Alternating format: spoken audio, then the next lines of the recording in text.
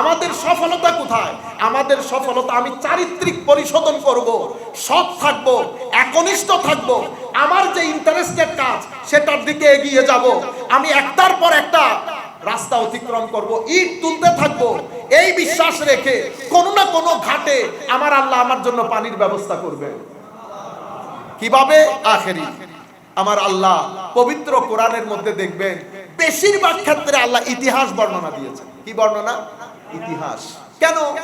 কারণ ইতিহাসের মধ্যে আমাদের জন্য শিক্ষা রয়েছে। এই ক্ষেত্রে আমরা হযরত ইউসুফ আলাইহিস সালামকে মডেল হিসেবে নিতে পারি। হযরত ইউসুফ আলাইহিস সালাম, আল্লাহ আমাদেরকে কি বলতে চাচ্ছেন?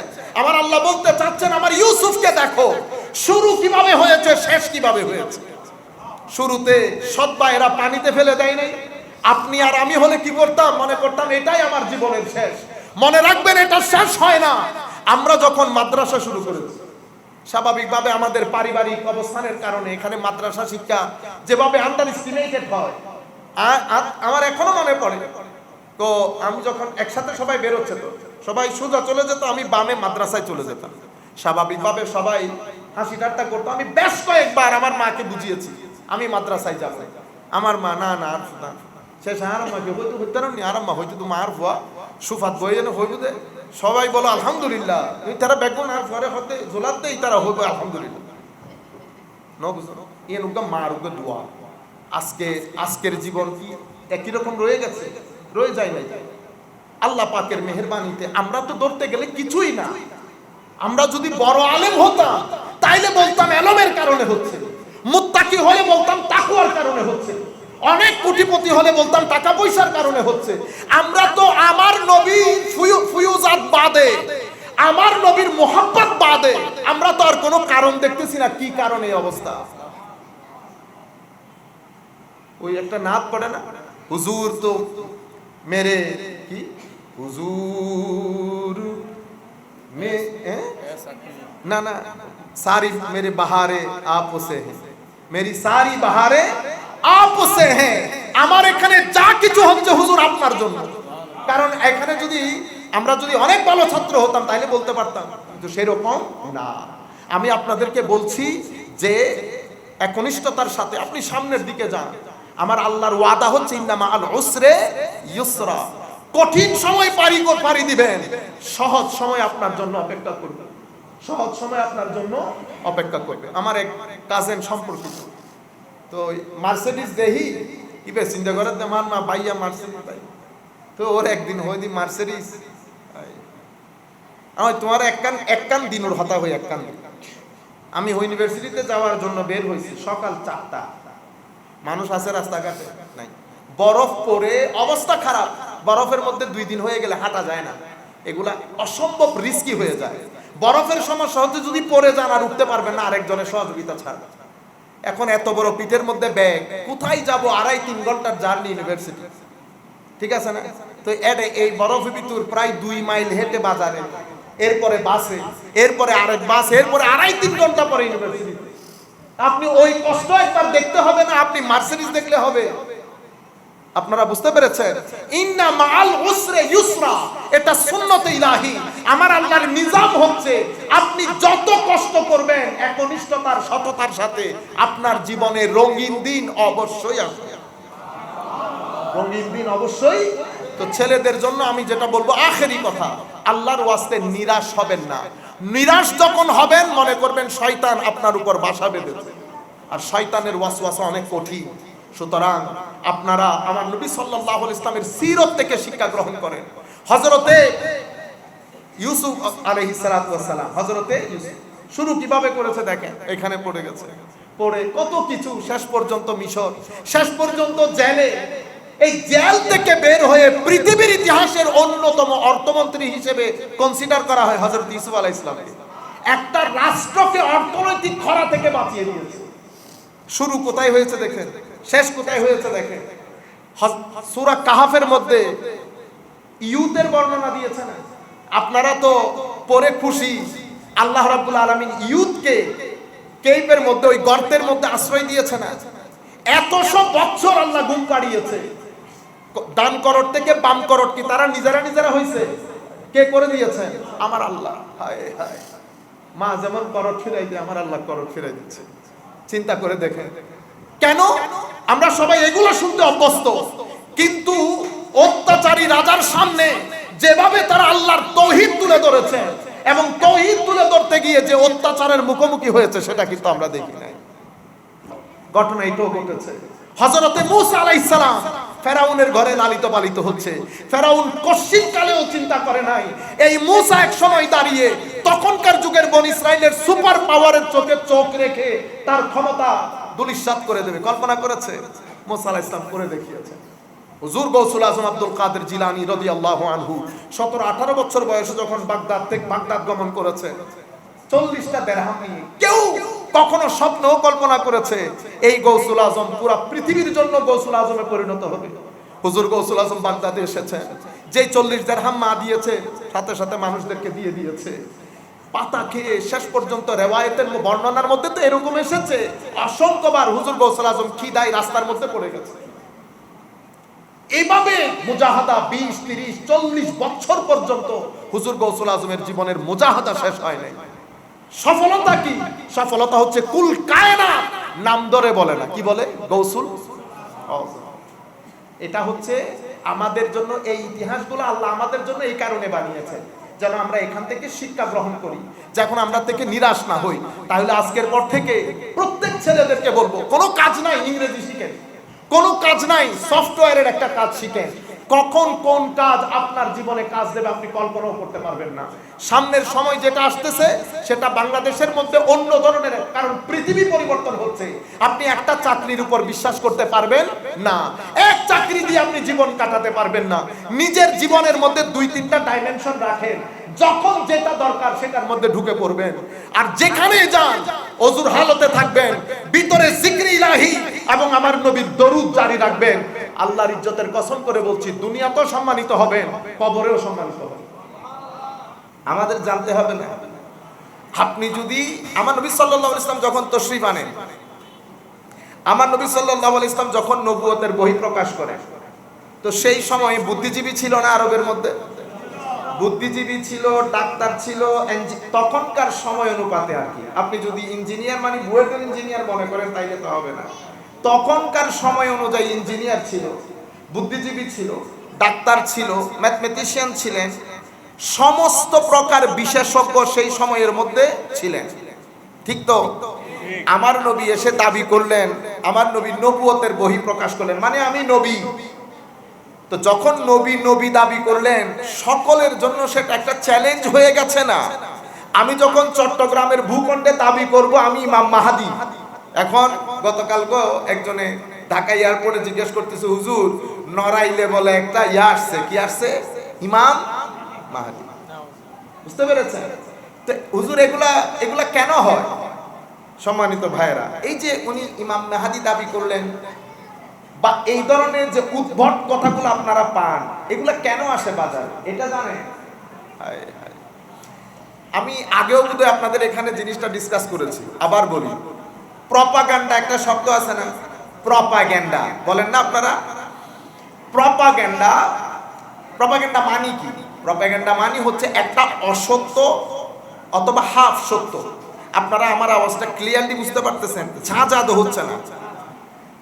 একটা অসত্য, একটা হাফ সত্য কথাকে আপনি তেলে ঘিতে ভুনা করবেন, ভুনা করে মানুষকে খাওয়াবেন, এটা কিন্তু অসত্য কথা অথবা হাফ সত্য।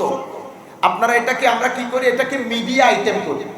তো এখন তো মিডিয়া আইটেম করা সহজ। ফেসবুক যেহেতু সব ক্যাটাগরির মানুষের কাছে, যারা ফেসবুক আমরা ব্যবহার করি, 10% মানুষ হয়তো ফেসবুকে সচেতন, 90% মানুষ আমরা জানি না ফেসবুককে ব্যবহার কিভাবে করবে। তো এই বিষয়গুলো যখন ওখানে আসে, এটা অটোমেটিক্যালি সমাজের মধ্যে দ্রুত সার্কুলেট হয়ে যায়। তো যিনি এই মেসেজটা বাজারে ছেড়েছেন, উনি ছেড়েছেন একটা প্রপাগান্ডা হিসেবে, কিন্তু আপনারা 90% মানুষ A B K B, C K C, D K D, E K E, F কে, এরকম করতে করতে জেড পর্যন্ত 2 মিনিটের মধ্যে ছড়িয়ে গেছে না? আপনাদের লাভ হয়েছে? কার লাভ? যিনি প্রথম ছেড়েছেন তিনি কিন্তু মাসের শেষে $5,000 নিয়ে ঘুমাই পড়ছেন। বুঝতে পেরেছেন? এবার এক মাসে না, এবার যখন মিলিয়ন ভিউ হয়ে যায় এটা অটোমেটিক্যালি কি হয়, সার্কুলেট করে। একটা হচ্ছে এই লাভ, আর একটা হচ্ছে তরুণ প্রজন্মকে, বিশেষ করে তরুণ প্রজন্মের মধ্যে যারা শিক্ষিত সমাজ, সেটা যদি 5% হয়, মনে রাখবেন আমাদের রাষ্ট্রের পলিসি মেকিং করে 5% লোক। আপনারা বুঝতে পেরেছেন? আপনি গাছের উপর থেকে পানি ডাললে নিচ পর্যন্ত আসবে, কিন্তু নিচে পানি ডাললে উপর পর্যন্ত যাবে না। বর্তমান শিক্ষানীতি যারা করেছেন তোর মধ্যে গায়রতালা মুসলমান কয়জন আছে? একেবারে নাই বললেই চলে, ইল্লা মাশাআল্লাহ। তবু আমরা সেফ সাইড বলি 2 জন। কিন্তু আমরা বলতেছি যেই ব্যক্তি ইমানি গায়রত রাখে সেই ব্যক্তি যখন শিক্ষানীতি বানাবে, শিক্ষানীতির সাথে সে জাতীয় জাগরণ, ধর্মীয় নৈতিকতা সবকিছু মাথায় রাখবে। কিন্তু মনে রাখবেন আপনার দেশের শিক্ষিত সমাজ যদি 10% হয়, সমস্ত ধর্মীয় দলগুলা আলটিমেটলি একজন আরেকজনের সাথে কম্পিটিশন করছে ওই 10% কে বুকে টানার জন্য। কেন?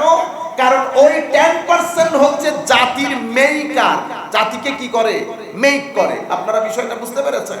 তো আপনি যখন এই ধরনের কথাগুলা বাজারে আনবেন তো হবে কি, শিক্ষিত সমাজ ধর্ম থেকে বিতৃষ্ণা হয়ে, বিরক্ত হয়ে তারা হয় ধর্ম ছেড়ে দেবে অথবা তারা ধর্মকে ঘৃণা করতে শুরু করবে, যেটা বর্তমানে হচ্ছে। গত 10 বছরে বাংলাদেশের মধ্যে এইটিজম, আপনারা জানেন এইটিজম, বুঝেছেন তো?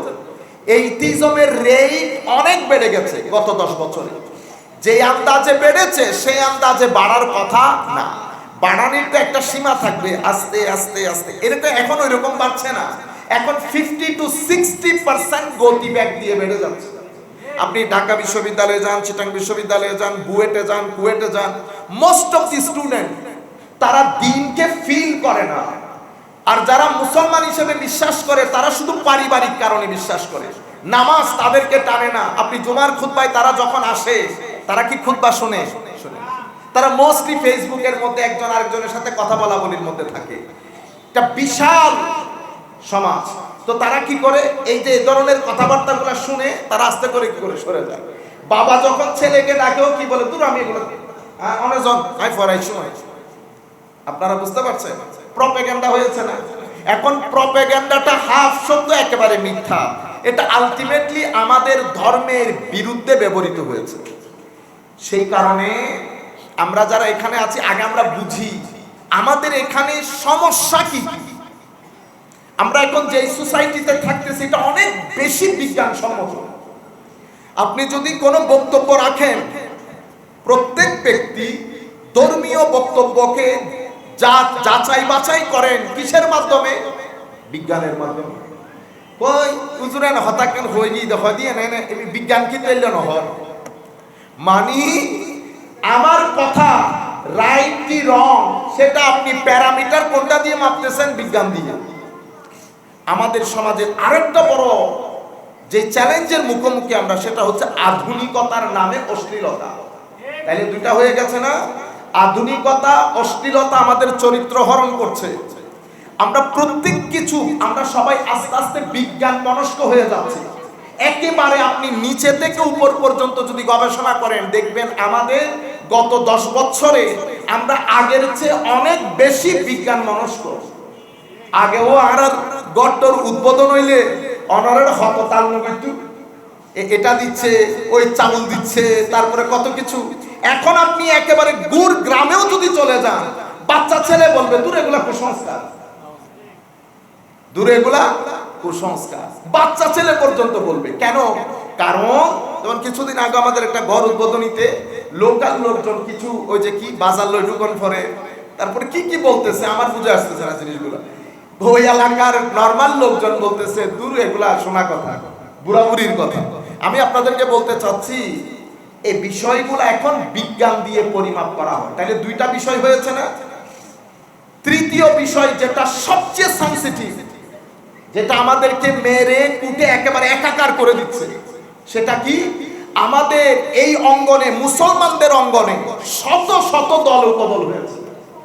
একটা ছেলে যখন কলেজ বিশ্ববিদ্যালয়ে যায়, এই ব্যক্তি আহলে কোরআন হাদিস মানে না, এই ব্যক্তি কি আহলে হাদিস মাযহাব মানে না, এই ব্যক্তি শিয়া সাহাবী মানে না, এই ব্যক্তি খারেজি আহলে বাইত রাসূল অথবা সাহাবা আহলে বাইত রাসূল অথবা আমার নবীর শানে বিয়াদবি করে, গোস্তাখি করে।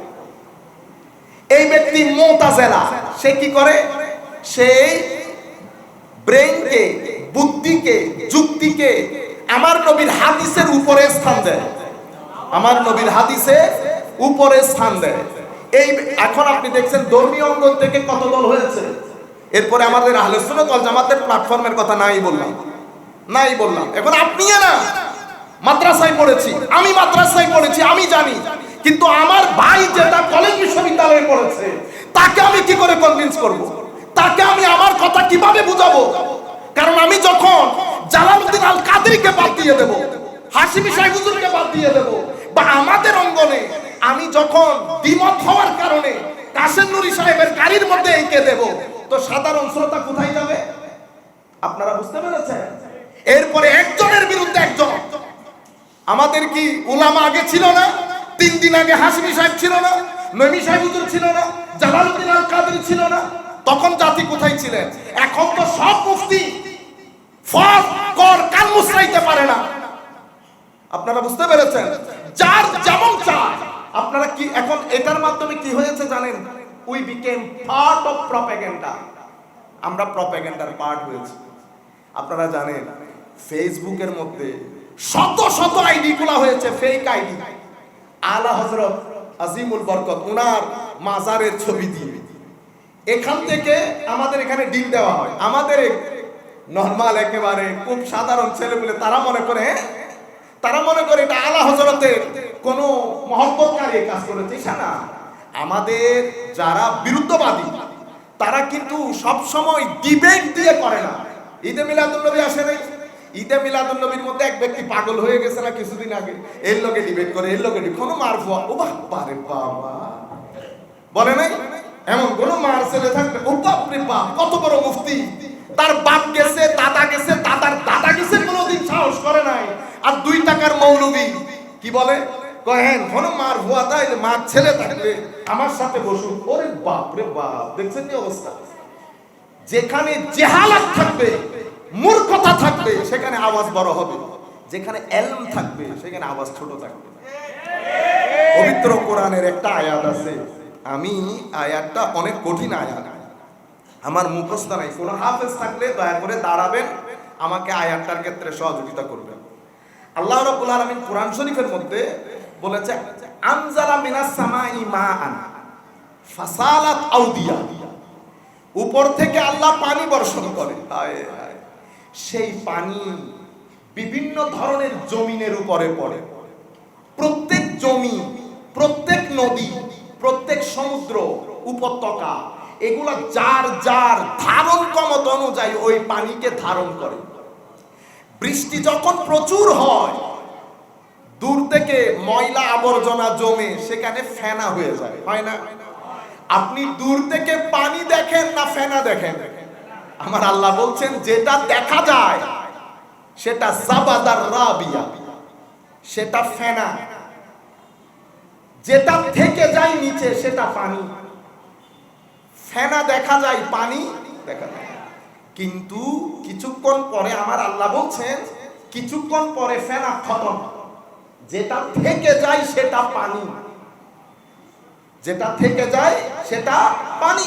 তো আমার আল্লাহ বলছেন আমি এভাবে মেসাল দিয়ে হক এবং বাতিলের মাঝখানে ফারাক সৃষ্টি করি, আমি এভাবে মেসাল দিয়ে সত্যটা তুলে ধরি। এখানে আরো লম্বা আয়াত আছে, আমি শুধু এই অংশটা আপনাদেরকে বলি। আমার আল্লাহ কি বলছেন? উপর থেকে পানি বর্ষণ করি। পানিটা কি? পানিটা কোরআনে পায়। পানিটা কি?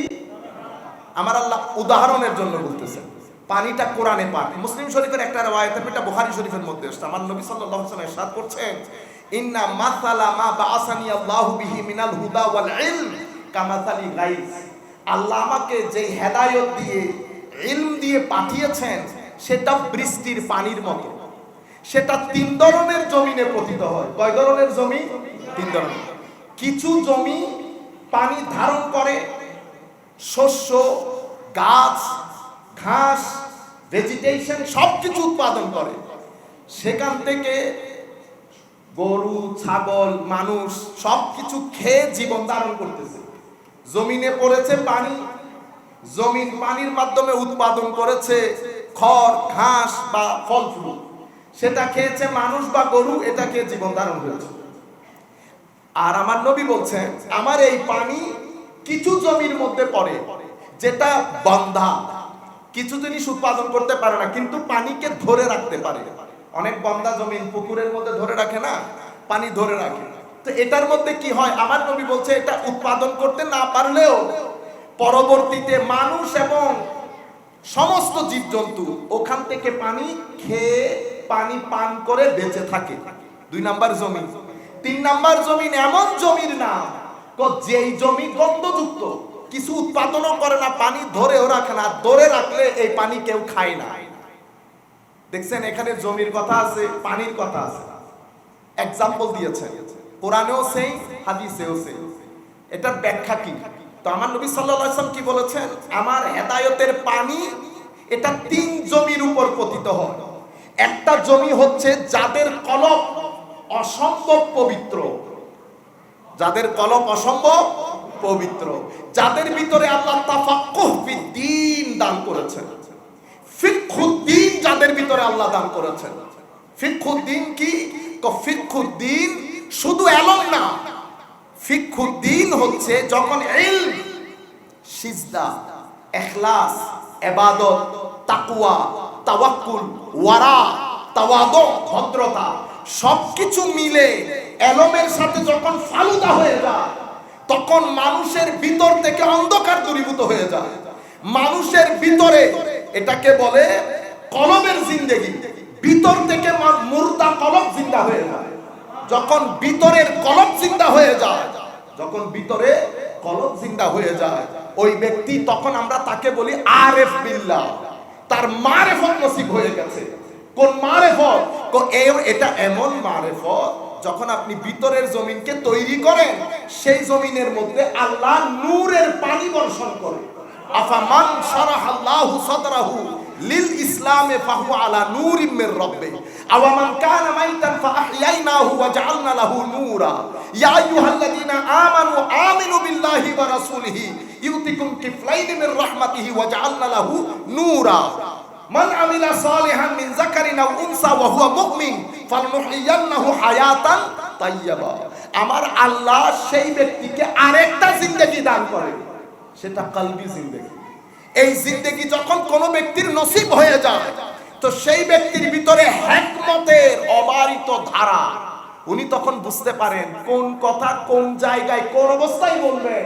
উনি সব কথা সব জায়গায় বলেন না, এলম আছে বলতে পারে কিন্তু হিকমা, এটা বলে হাকামা। হাকামা মানে ঘোড়ার এখানে আপনারা একটা রশি লাগিয়ে দেন না, তো আপনি যখন ঘোড়ার উপর উঠেন ঘোড়া নিজের ইচ্ছা মতো দৌড়াইতে পারে না, তো আপনি যেভাবে ঘোড়াকে কন্ট্রোল করেন ঘোড়া সেভাবে কন্ট্রোলড হয়। ঘোড়া ইচ্ছে করলে দৌড় দিতে পারে না, কেন? কারণ ঘোড়ার রশি আপনার হাতে। এলম সব ইবাদত এই সব কিছুর সাথে যখন হাকামা তথা তাকওয়া রশি হাতে চলে আসে, জবান যা খুশি বলতে পারে না, চোখ যা খুশি দেখতে পারে না, কান যা খুশি শুনতে পারে না, তখন ব্যক্তি হিকমত পূর্ণ হয়ে যায়। কোন কথা কোন জায়গায় কিভাবে বলবে সেটা উনি বুঝতে পারেন। হিকমত বাদ দিয়ে, সে কারণে কোরআনে পাকের মধ্যে দাওয়াতে দ্বীনের ক্ষেত্রে হিকমতকে আল্লাহ রাব্বুল আলামিন শুরুতে রেখেছেন। কি বলেছে? উদউ ইলা সাবিলি রাব্বিকা বিল হিকমা। কেন? কারণ আপনি কোন জিনিস কোন জায়গায় রাখবেন, কোন কথা কোন জায়গায় বলবেন, এটা যদি আপনি বুঝতে না পারেন তো আপনি লাভের চেয়ে ক্ষতি করবেন বেশি। এই কারণে এলমকেও 2 ভাগ করা হয়েছে, একটা হচ্ছে উপকারী আর একটা অপকারী। তো যেহেতু এলম 2 প্রকার, তো আলেমও 2 প্রকার হয়ে গেল না, উপকারী অপকারী। দেখতে সবাই এক ধরনের, বাহ্যিকভাবে সবাই এক ধরনের, কিন্তু আমার এখানে ফারাক সৃষ্টি করছে ভিতর দিয়ে। কার ভিতরে নূর কতটুকুন আছে, কার ভিতরে নূর কতটুকুন আছে। নূর যার যতটুকুন আছে এটা তার আখলাক দিয়ে বোঝা যাবে। কি দিয়ে? আখলাক দিয়ে। আখলাকের মধ্যে ভদ্রতা আসবে, নম্রতা আসবে, বেনিয়াজি আসবে, তাওয়াক্কুল আসবে, আল্লাহর মহব্বত আসবে, আল্লাহর ভয় আসবে। সবকিছু আপনার জীবনকে পরিবর্তন করে, আদত পরিবর্তন করে দেবে। কি পরিবর্তন করে দেবে? আদত। তাইলে আমি আপনাদেরকে বললাম তাফাক্কুহু ফিদ্দীন, যার নসিব হয় তখন সেই ব্যক্তির জবান দিয়ে কখনো ইসলাম এবং মুসলমানদের ক্ষতি সাধন হয় এমন কথা বের হয়। আল্লাহ রাব্বুল আলামিন এটাকে বলে ডিভাইন প্রোটেকশন। আল্লাহ তাকে ডিভাইনলি প্রোটেক্ট করে, তার ভিতরে একটা অ্যান্টিবডি, স্পিরিচুয়াল অ্যান্টিবডি চলে আসে।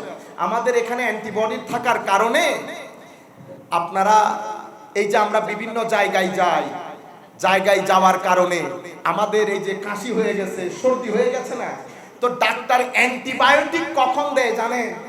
ইয়া আর অ্যান্টিবায়োটিক খাই বললে ফলিজের কি মানছে বেগুন না, ইয়া ডাক্তার আছে গেলে কিছুদিন আগে মানুষকে হয়তো না ডাক্তার দেখাই দিয়ে কখনো ডাক্তার না মা আনলাম, কেন কি হলো?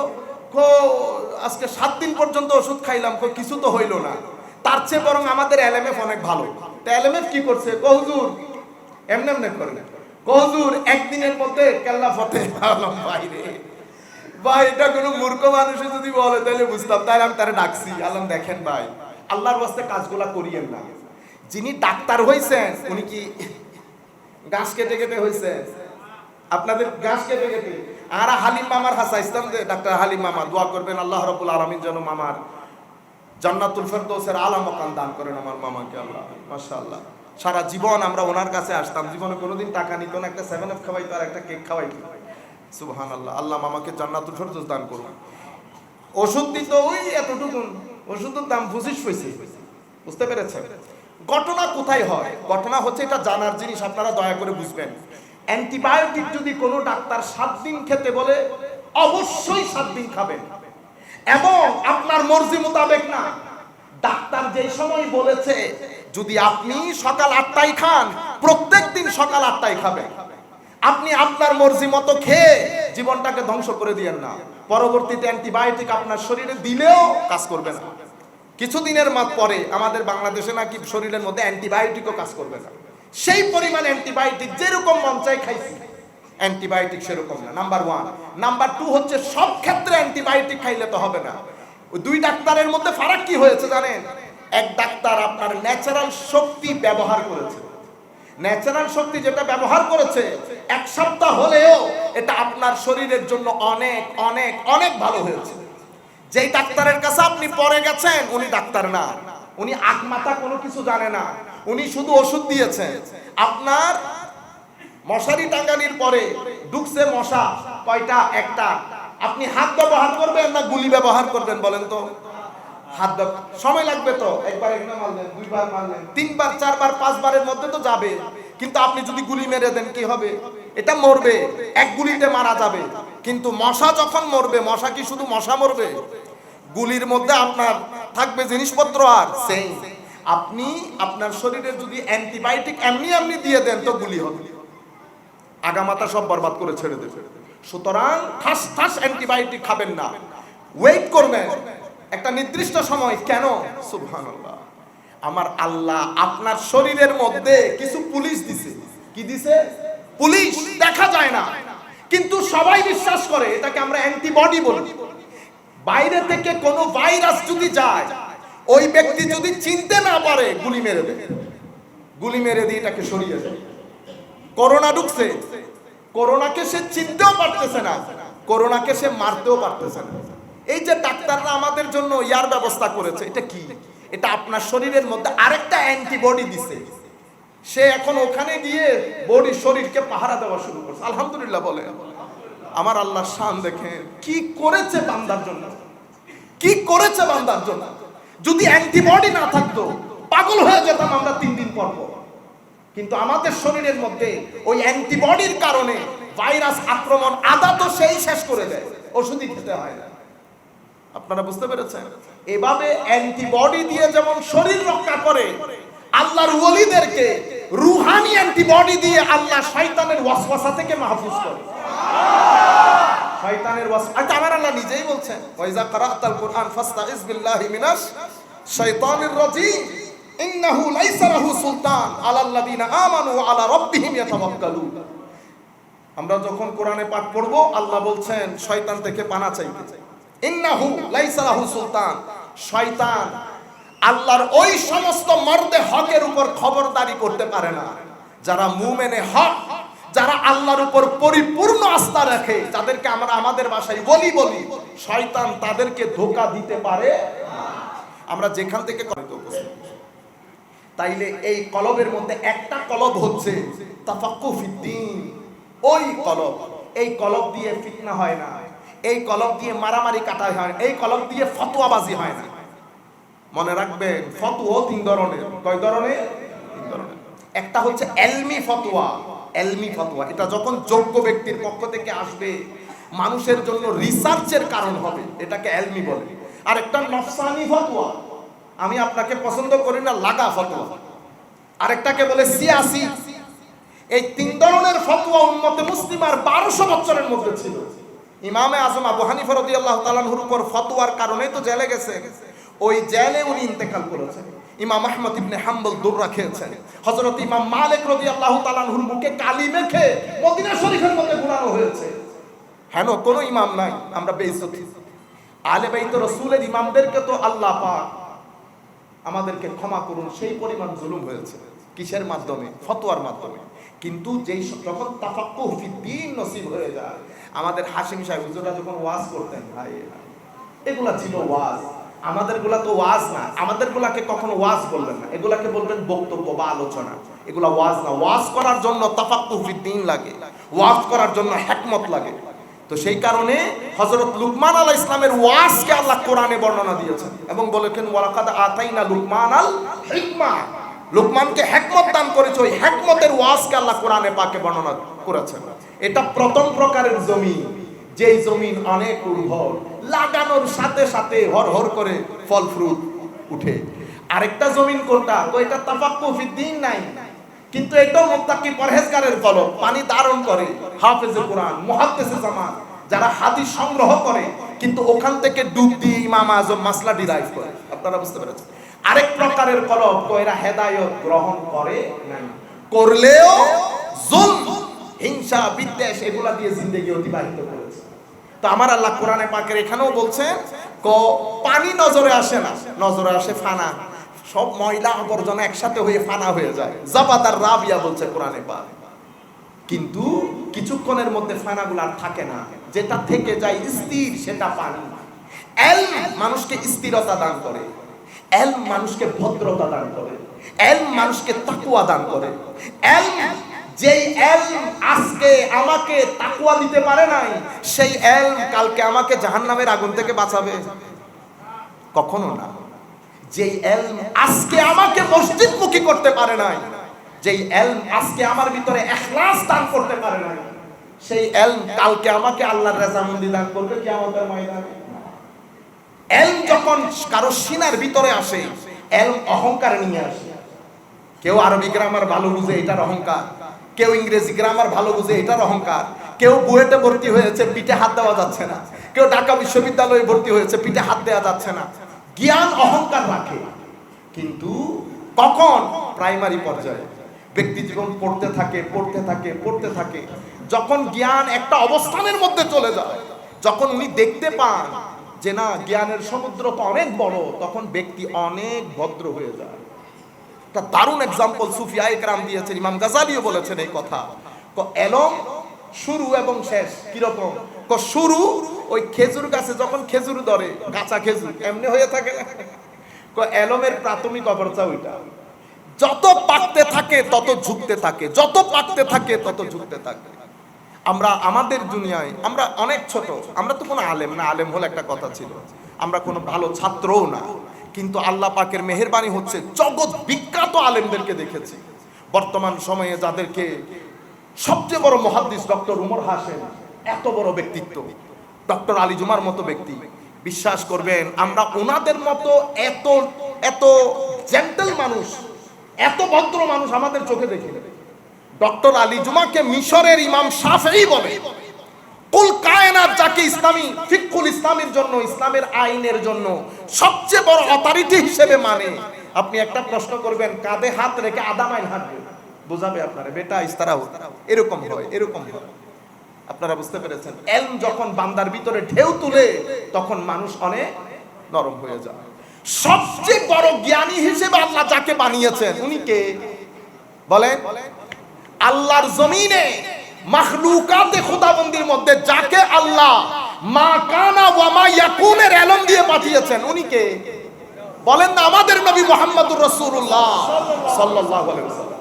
আমার নবী মা কানা ওয়া মা ইয়াকুন, যা ছিল যা হবে সবকিছু জ্ঞান দিয়ে যাকে আল্লাহ পাঠিয়েছেন তার ব্যাপারে আমার আল্লাহ কি বলছে জানেন? ফাবিমা রাহমাতিম মিনাল্লাহি লিনতা লাহুম ওয়ালাউ কুনতা ফাজ্জান গালিজাল কলবি লানফাদ্দু মিন হাওলিক। হাবিব, এটা তো আপনার উপর আল্লাহর রহমত। কি বলেছে? ইউ আর ভেরি জেন্টল, আপনি অনেক ভদ্র। আপনি যদি কর্কশ, কঠিন, রুক্ষ, রেড আইস, লাল চোখের হতেন তো মানুষ তো ত্রিসীমানার মধ্যে আসতে পারত না। ফাফু আনহু, কে কি বলেছে হাবিব ইগনোর করেন।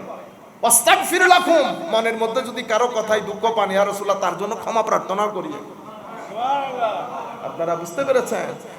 এই জন্য রুয়ে জমিনের মধ্যে সমস্ত সাহাবী একমত, আমার নবীর চেয়ে এরকম ভদ্র রুয়ে জমিন কখনো দেখেন না। অথচ এরকম এলমের মালিক, এরকম এলমের মালিক হয়ে আমার নবী বলছে আমি যদি গায়েব জানতাম আমি অনেক ভালো কাজ করতাম। আমাদের পাগল ভাইয়েরা দাঁড়াই যায়, কোন নবীরা বলছে এই কথা? ইন্না লিল্লাহ। আপনি শান বুঝেন নাই।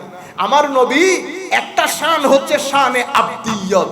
শানে আবদিয়তের মধ্যে যখন আমার নবী কথা বলেন, আমার নবী নিজেকে অনেক ছোট করে, এটা আবদিয়তের শান।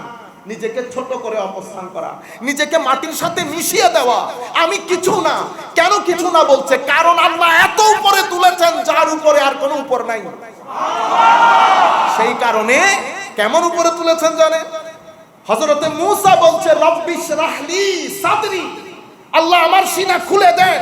আর আমার রাসূলের ব্যাপারে আল্লাহ বলছেন আলাম নাশরাহ লাকা সাদরা, আপনার সিনা কি আমি খুলে দেই না ইয়া রাসূলুল্লাহ? কুল কায়নাত আমার আল্লাহকে খুশি করতে চায়। হে মূসা, মূসা আলাইহিস সালামকে আল্লাহ বলেন নাই তুরে এত আগে আগে চলে গেলা, হ্যাঁ সবাইকে রেখে? হযরত মূসা কি বলেছেন? মাওলা আপনাকে সন্তুষ্ট করার জন্য। তো মূসা বলছে আপনাকে সন্তুষ্ট করার জন্য, আর আমার আল্লাহ বলছেন ওয়ালা সাউফা ইউতিকা রাব্বুকা ফাতারদা, হাবিব এমন ভাবে দান করব আপনি খুশি না হয়ে পারবেন না। এটা শানের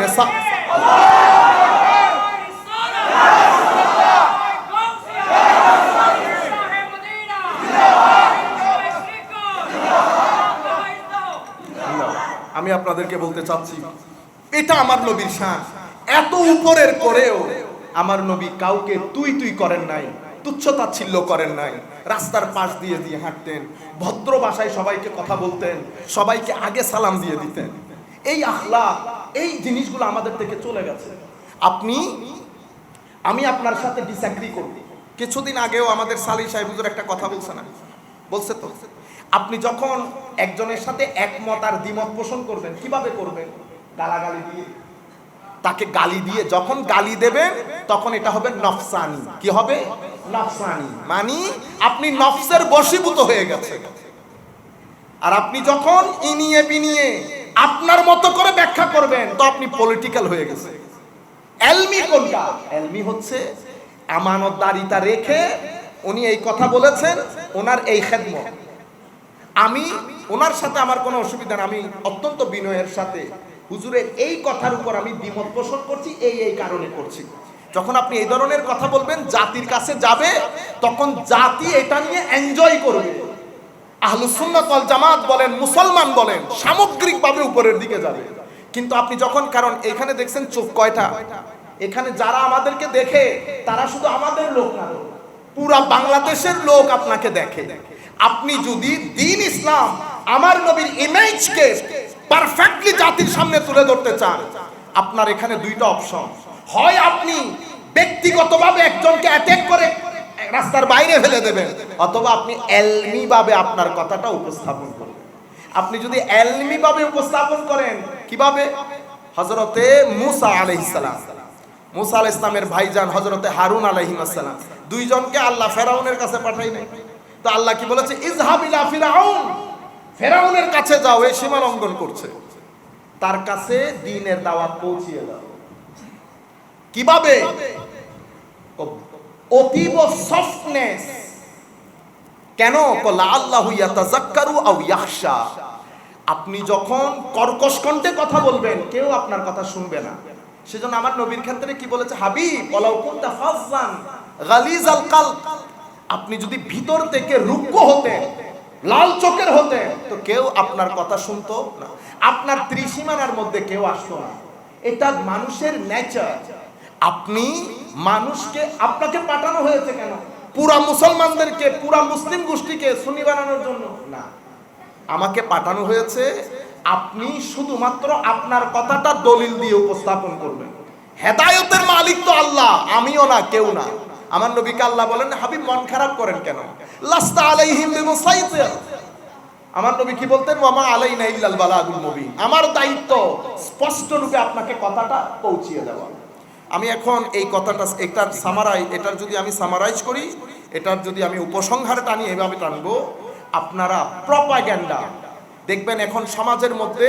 আপনার সামনে এখন চ্যালেঞ্জ কয়টা হলো? একটা বিজ্ঞান, একটা আধুনিকতার নামে অশ্লীলতা, আর একটা হচ্ছে ধর্মের মধ্যে অনেক ধরনের লোক জয়েন করেছে। ঢাকার মধ্যে তো মনে হয় যেন ঢাকায় তারে খেয়ে কোন দিকে নিয়ে যাবে, সেই পরিমাণ লোক। আজীব আজীব কথা। কিছুদিন আগে অনাই শুধু অনারা ফেতনা গান বুঝে দি আই ডাহা ইয়েন সিটেঙ্গে থই, সিটেঙ্গে হইলে সুবিধে মানছে বুঝদুন। আরা তো ডাহাত মিদে আরে একুজুর ইবে আর হদে হতাই এলে দেশত গে অমুক অমুক জায়গাত গেই এটা ওকে বিতর্কিত সাহাবীর মাজারত গে। নাউজুবিল্লাহ বলেন। আমি প্রথমে বিষয়টা খেয়াল করিনি, ফরায় হতে তিয়ন তিয়ন অনেক কি হইলেন তো হতাইবে রিপিট করুন তো আবার হতে কে অনেক হইন্য করুন। একটু বিতর্কিত সাহাবী আছে, বিতর্কিত সাহাবী, বিতর্কিত সাহাবী হইবে কে অনেক হইন্য করুন না? হয়তো আই তো আজ জীবনত না ফৌজি না উইনি এত জায়গাত গেলাম, অনেক হন নাই বে হন তো উগ্র সাহাবীর নাম লই আই হইতেন ক্যা? এগুলা বলা সাহাবীর শানে বেয়াদবি বলা কি? একবারে বহুত বড় পণ্ডিত তা হইতে যে তুই গ্যারে মানো না, গোসল আজমরে মানো না, হতে মানি তো তুই পণ্ডিত না ও পণ্ডিত, হতে এগুলা কেন বলতেছেন? আরে ভাই হ তুই পণ্ডিত না ও পণ্ডিত, হতে ও পণ্ডিত, তো ও পণ্ডিত হইলে ও না হয়ে হতা তুই হতুর হইতে লাগবে। আপনারা বুঝতে পারতেছেন ঘটনা? এখন আপনি যেখানেই যাবেন ফিতনা। আমরা কোথায় থাকবো? আমরা আমাদের আকাবেরিন উম্মাহ, এখনো ফিতনা। কে টাকা ভরতেছে, কে বাইর করতেছে, এটা আমরা বলতেছি না। যেই আমাদের ভিতরে উল্টা পাল্টা ফতোয়া দিবে যেটা ইতোপূর্বে আমরা শুনি নাই, ফিতনা। বুঝতে পেরেছেন? মসজিদের মেম্বারের মধ্যে দাঁড়িয়ে অথবা মাহফিলের মধ্যে দাঁড়িয়ে যখন আপনি সমালোচনা লাখবার করেন, কিন্তু সমালোচনা কিভাবে করবেন? সমালোচনা বলে কাকে? ও সমালোচনা হারে গাইল দিবেন না। সমালোচনা, সমালোচনাকে ইংরেজিতে বলে ক্রিটিসিজম। কি বলে? আমরা আরবিতে বলি নাকদ, নুন কফ দাল, নাকদ। নাকদ কাকে বলে? নাকদ হচ্ছে, আমরা একটা বলি আল জানিবুল ইজাবি ওয়াল জানিবুস সালবি, পজিটিভ নেগেটিভ। আপনি যখন কোনো, আমাকে আপনি একটা লেখা দিয়েছেন, যেটা আমরা করি ইউনিভার্সিটিতে, আপনি বলছেন হুজুর এটার উপর একটা সমালোচনা লিখে দেন, তো এখন আপনারা মনে করবেন আমাকে গালি দিতে বলছেন। না না, সমালোচনা মানে হচ্ছে আমি বলবো, আমি পড়বো, পড়ে মাশাআল্লাহ উনি অনেক ভালো লিখেছেন, যেটা উনি প্রমাণ করতে চেয়েছেন ওইটা উনি ঠিক করেছেন, কিন্তু উনার যেই দলিলগুলা ব্যবহার করেছেন আমি সেই দলিলগুলার ব্যবহারের সাথে একমত না। উনি মেথোডোলজি এইটা, আমি যেটা মনে করি সেটা এইটা, ঠিক আছে? এখন আমার কথাগুলো ওনার কাছে যাবে, উনি ইচ্ছে করলে আমার সাথে একমত পোষণ করতে পারেন, দ্বিমত। এভাবে কি হয়? এলমের দরজা উন্মোচিত হয়। কিন্তু আপনি যখন গালি দিয়ে দেবেন প্রথম দিন, তো এটাকে নাকদ বলে না, এটাকে কি বলে? নুন কফ দাদ, নাকদ। নাকদুল মানে আল হাদম, মানে হ্যামার দিয়ে কি করে দেওয়া, ভেঙে ফেলা। বুঝতে পেরেছেন? আল্লাহ রাব্বুল আলামিন আমাদের হামি ও নাসির হোক। কারণ এই যে চ্যালেঞ্জগুলো দেখতেছেন সামগ্রিকভাবে, আপনি যদি এই মুহূর্তে আহলুস সুন্নাহ ওয়াল জামার ক্ষেত্রে আমরা অনেক সেনসিটিভিটি অ্যাপ্লাই না করি, আমরা যদি সবাই ঐক্যবদ্ধ হয়ে আমাদের মেথোডোলজি সেট না করি, কারণ যারা বিরুদ্ধে দেখবেন তারা সবাই কথা বলে একটা, কি বলে? এই গৌসুল আজম আমরা বলি না, হুজুর গৌসুল আজম বলি না, তো গৌসুল আজম বললে শিরক হবে। এই কথাটা কিছুদিন আগে আমাকে একজনে ভিডিও দিছে। আল্লাহর আজীব বিষয়, প্রত্যেক ব্যক্তি তাদের প্রত্যেক বক্তা একই কথা। একজন তো টেনে টেনে কি বলে, অনেক মানুষ বিদআতি যারা হয়ে গেছে তারা শেখ আব্দুল কাদের জিলানীকে গৌসুল আজম বলে। উনি গৌসুল আজম না, গৌসুল আজম একমাত্র কে? সবাই বলে আল্লাহ। ঠিক কিনা বলেন? ও এটা কি করলেন? একজন না তো সবাই এক, মানে এটা তুতা মনা, তুতা পাখি এমনি এমনি এমনি। আমি ইংল্যান্ডে ছিলাম অনেক আগের কথা, তো একই কথা মাদ্রাসায় দারুল উলুমের কইয়ে ভাইজান সব ঠিক আছে, আপনি গৌসুল আজম বলেন। আমার মনে হয় কি ওই যে মানে কেউ পেপারের মধ্যে এগুলা লিখে প্লেন দিয়ে গেছে আর দেশে দেশে প্রশ্নগুলো ফেলে ফেলে গেছে। 12টা প্রশ্নের বাইরে আর কোনো ধর্ম নাই। নামাজের পরে জানাজার পরের মোনাজাত আছে কি নাই? নামাজের পরের মোনাজাত আছে কি নাই? শুধু এগুলা। শবে বরাত আছে কি নাই? ঈদে মিলাদুন নবী আছে কি নাই? ও আর দিন ধর্ম নাই। তো আমাদের ছেলেগুলা সারা দিন এই 12 প্রশ্ন নিয়ে পুরা কোরআন পড়ে আছে। তিলাওয়াত করতে জানি না, কোরআন পড়ি না, সিরতে মুস্তাফা পড়ি না, শুরু থেকে শেষ পর্যন্ত কোরআন পড়ছি না। যেই কোরআন পশ্চিমা বিশ্বকে আধা পাগল করে দিয়েছে। আমরা ওই 12টা প্রশ্নের মধ্যে এত হাজার বছর আমরা মাহফিলের মধ্যে বসি, অথচ এই প্রশ্নগুলো নিয়ে আমাদের ছেলেদের ডক্টরেট ডিগ্রি হয়ে যাওয়ার কথা, কিন্তু আবার ঘুরে ফিরে আপনার ওই একই প্রশ্ন। তো উনি আমাকে বলতেছেন আল্লাহ আর কোনো কিছু নিয়ে আপনার কোনো প্রশ্ন নাই? কোন আরো আছে? তো এখন কি গৌসুল আজম নিয়ে? তো আমি ওনাকে বলছি আপনি জানেন উনি কে ছিলেন? আব্দুল কাদের জিলানী। তো আমাকে জবাব দিছে কি জানেন? मुझे जानने की कोई जरूरत नहीं, মানে জানার কোনো দরকার নাই। मैंने कहा कभी कोई किताब आपने कहीं, মানে কোনো কিতাব পড়ছেন? যিনি नहीं नहीं मुझे पढ़ने की भी जरूरत नहीं। तो मुझे पढ़ने की भी जरूरत नहीं, जानने की भी जरूरत है, तो आपको क्या पता वो कौन थे? আপনি জানেনই না আমি কার কথা বলছি। শুধু আপনি গৌসুল আজম আপনারে ওই, আমি বলতেছি এটা নরমাল মাদ্রাসা না, দেওবন্দ মাদ্রাসার ছেলে যদি এই ধরনের কথা বলে কোন জায়গার মধ্যে আছি আমরা। তা আমি বলতেছি ওনাকে ভাইজান আবু বকর রাদিয়াল্লাহু তাআলা আনহু, ইনকো আপ লোগ, মানে এটা ওনাকে আপনারা কি বলেন, কোন টাইটেলে ডাকেন? কো সিদ্দিক। আল্লাহ না সিদ্দিক না আরো আছে শব্দ, কি আছে? কো সিদ্দিক আকবর। হল ইয়েস সিদ্দিক আকবর। তো হযরত আবু বকরকে আমরা কি বলি? সিদ্দিকে আকবর রাদিয়াল্লাহু তাআলা আনহু। সিদ্দিকে আকবর কে? অরিজিনালি আল্লাহ। ওয়ামান আসদাকু মিনাল্লাহি কিলা, আল্লাহর চেয়ে বড় সাদেক আর কেউ নাই। তো আপনি এখানে বলতেছেন সিদ্দিকে আকবর, তো শিরিক হয়ে যাবে না? আচ্ছা, প্রথম ধাক্কা খাইছে। আল্লাহ দেখেন উল্টা পাল্টা ওই হুজুরটার মুখ না বাজি জিয়ান হবে ক্লিয়ার কাট এটা ভিতর হাঙ্কি পাঙ্কি নবী। হযরত ওমর রাদিয়াল্লাহু আনহু কি বলেন ওনাকে? কো ফারুক। পুরা বলেন ফারুকে আজম, ফারুকে আজম রাদিয়াল্লাহু তাআলা আনহু। হক বাতিলের মধ্যে সবচেয়ে বড় ফারাক সৃষ্টিকারী আমার আল্লাহ। তো ওমর ফারুককে ফারুকে আজম বলি নাই, তো শিরিক হয়ে গেছে। উসমান রাদিয়াল্লাহু তাআলা আনহুকে গনি বলেছি, অথচ আল্লাহ গনি। আল্লাহু হুয়াল গনি ওয়া আনতুমুল ফুকারা, তোমরা গরীব আল্লাহ ধনী। সেখানেও শিরিক হইল না, শুধু শিরিক গৌসুল আজমের ক্ষেত্রে হয়ে গেছে। আপনারা বুঝতে পেরেছেন? এখন জিনিসগুলো তো শুনতে ম্যাটার করে। কি সবচেয়ে বড় সাহায্যকারী কে বলেন? সবাই বলে আল্লাহ। ঠিক কিনা বলেন? ঠিক।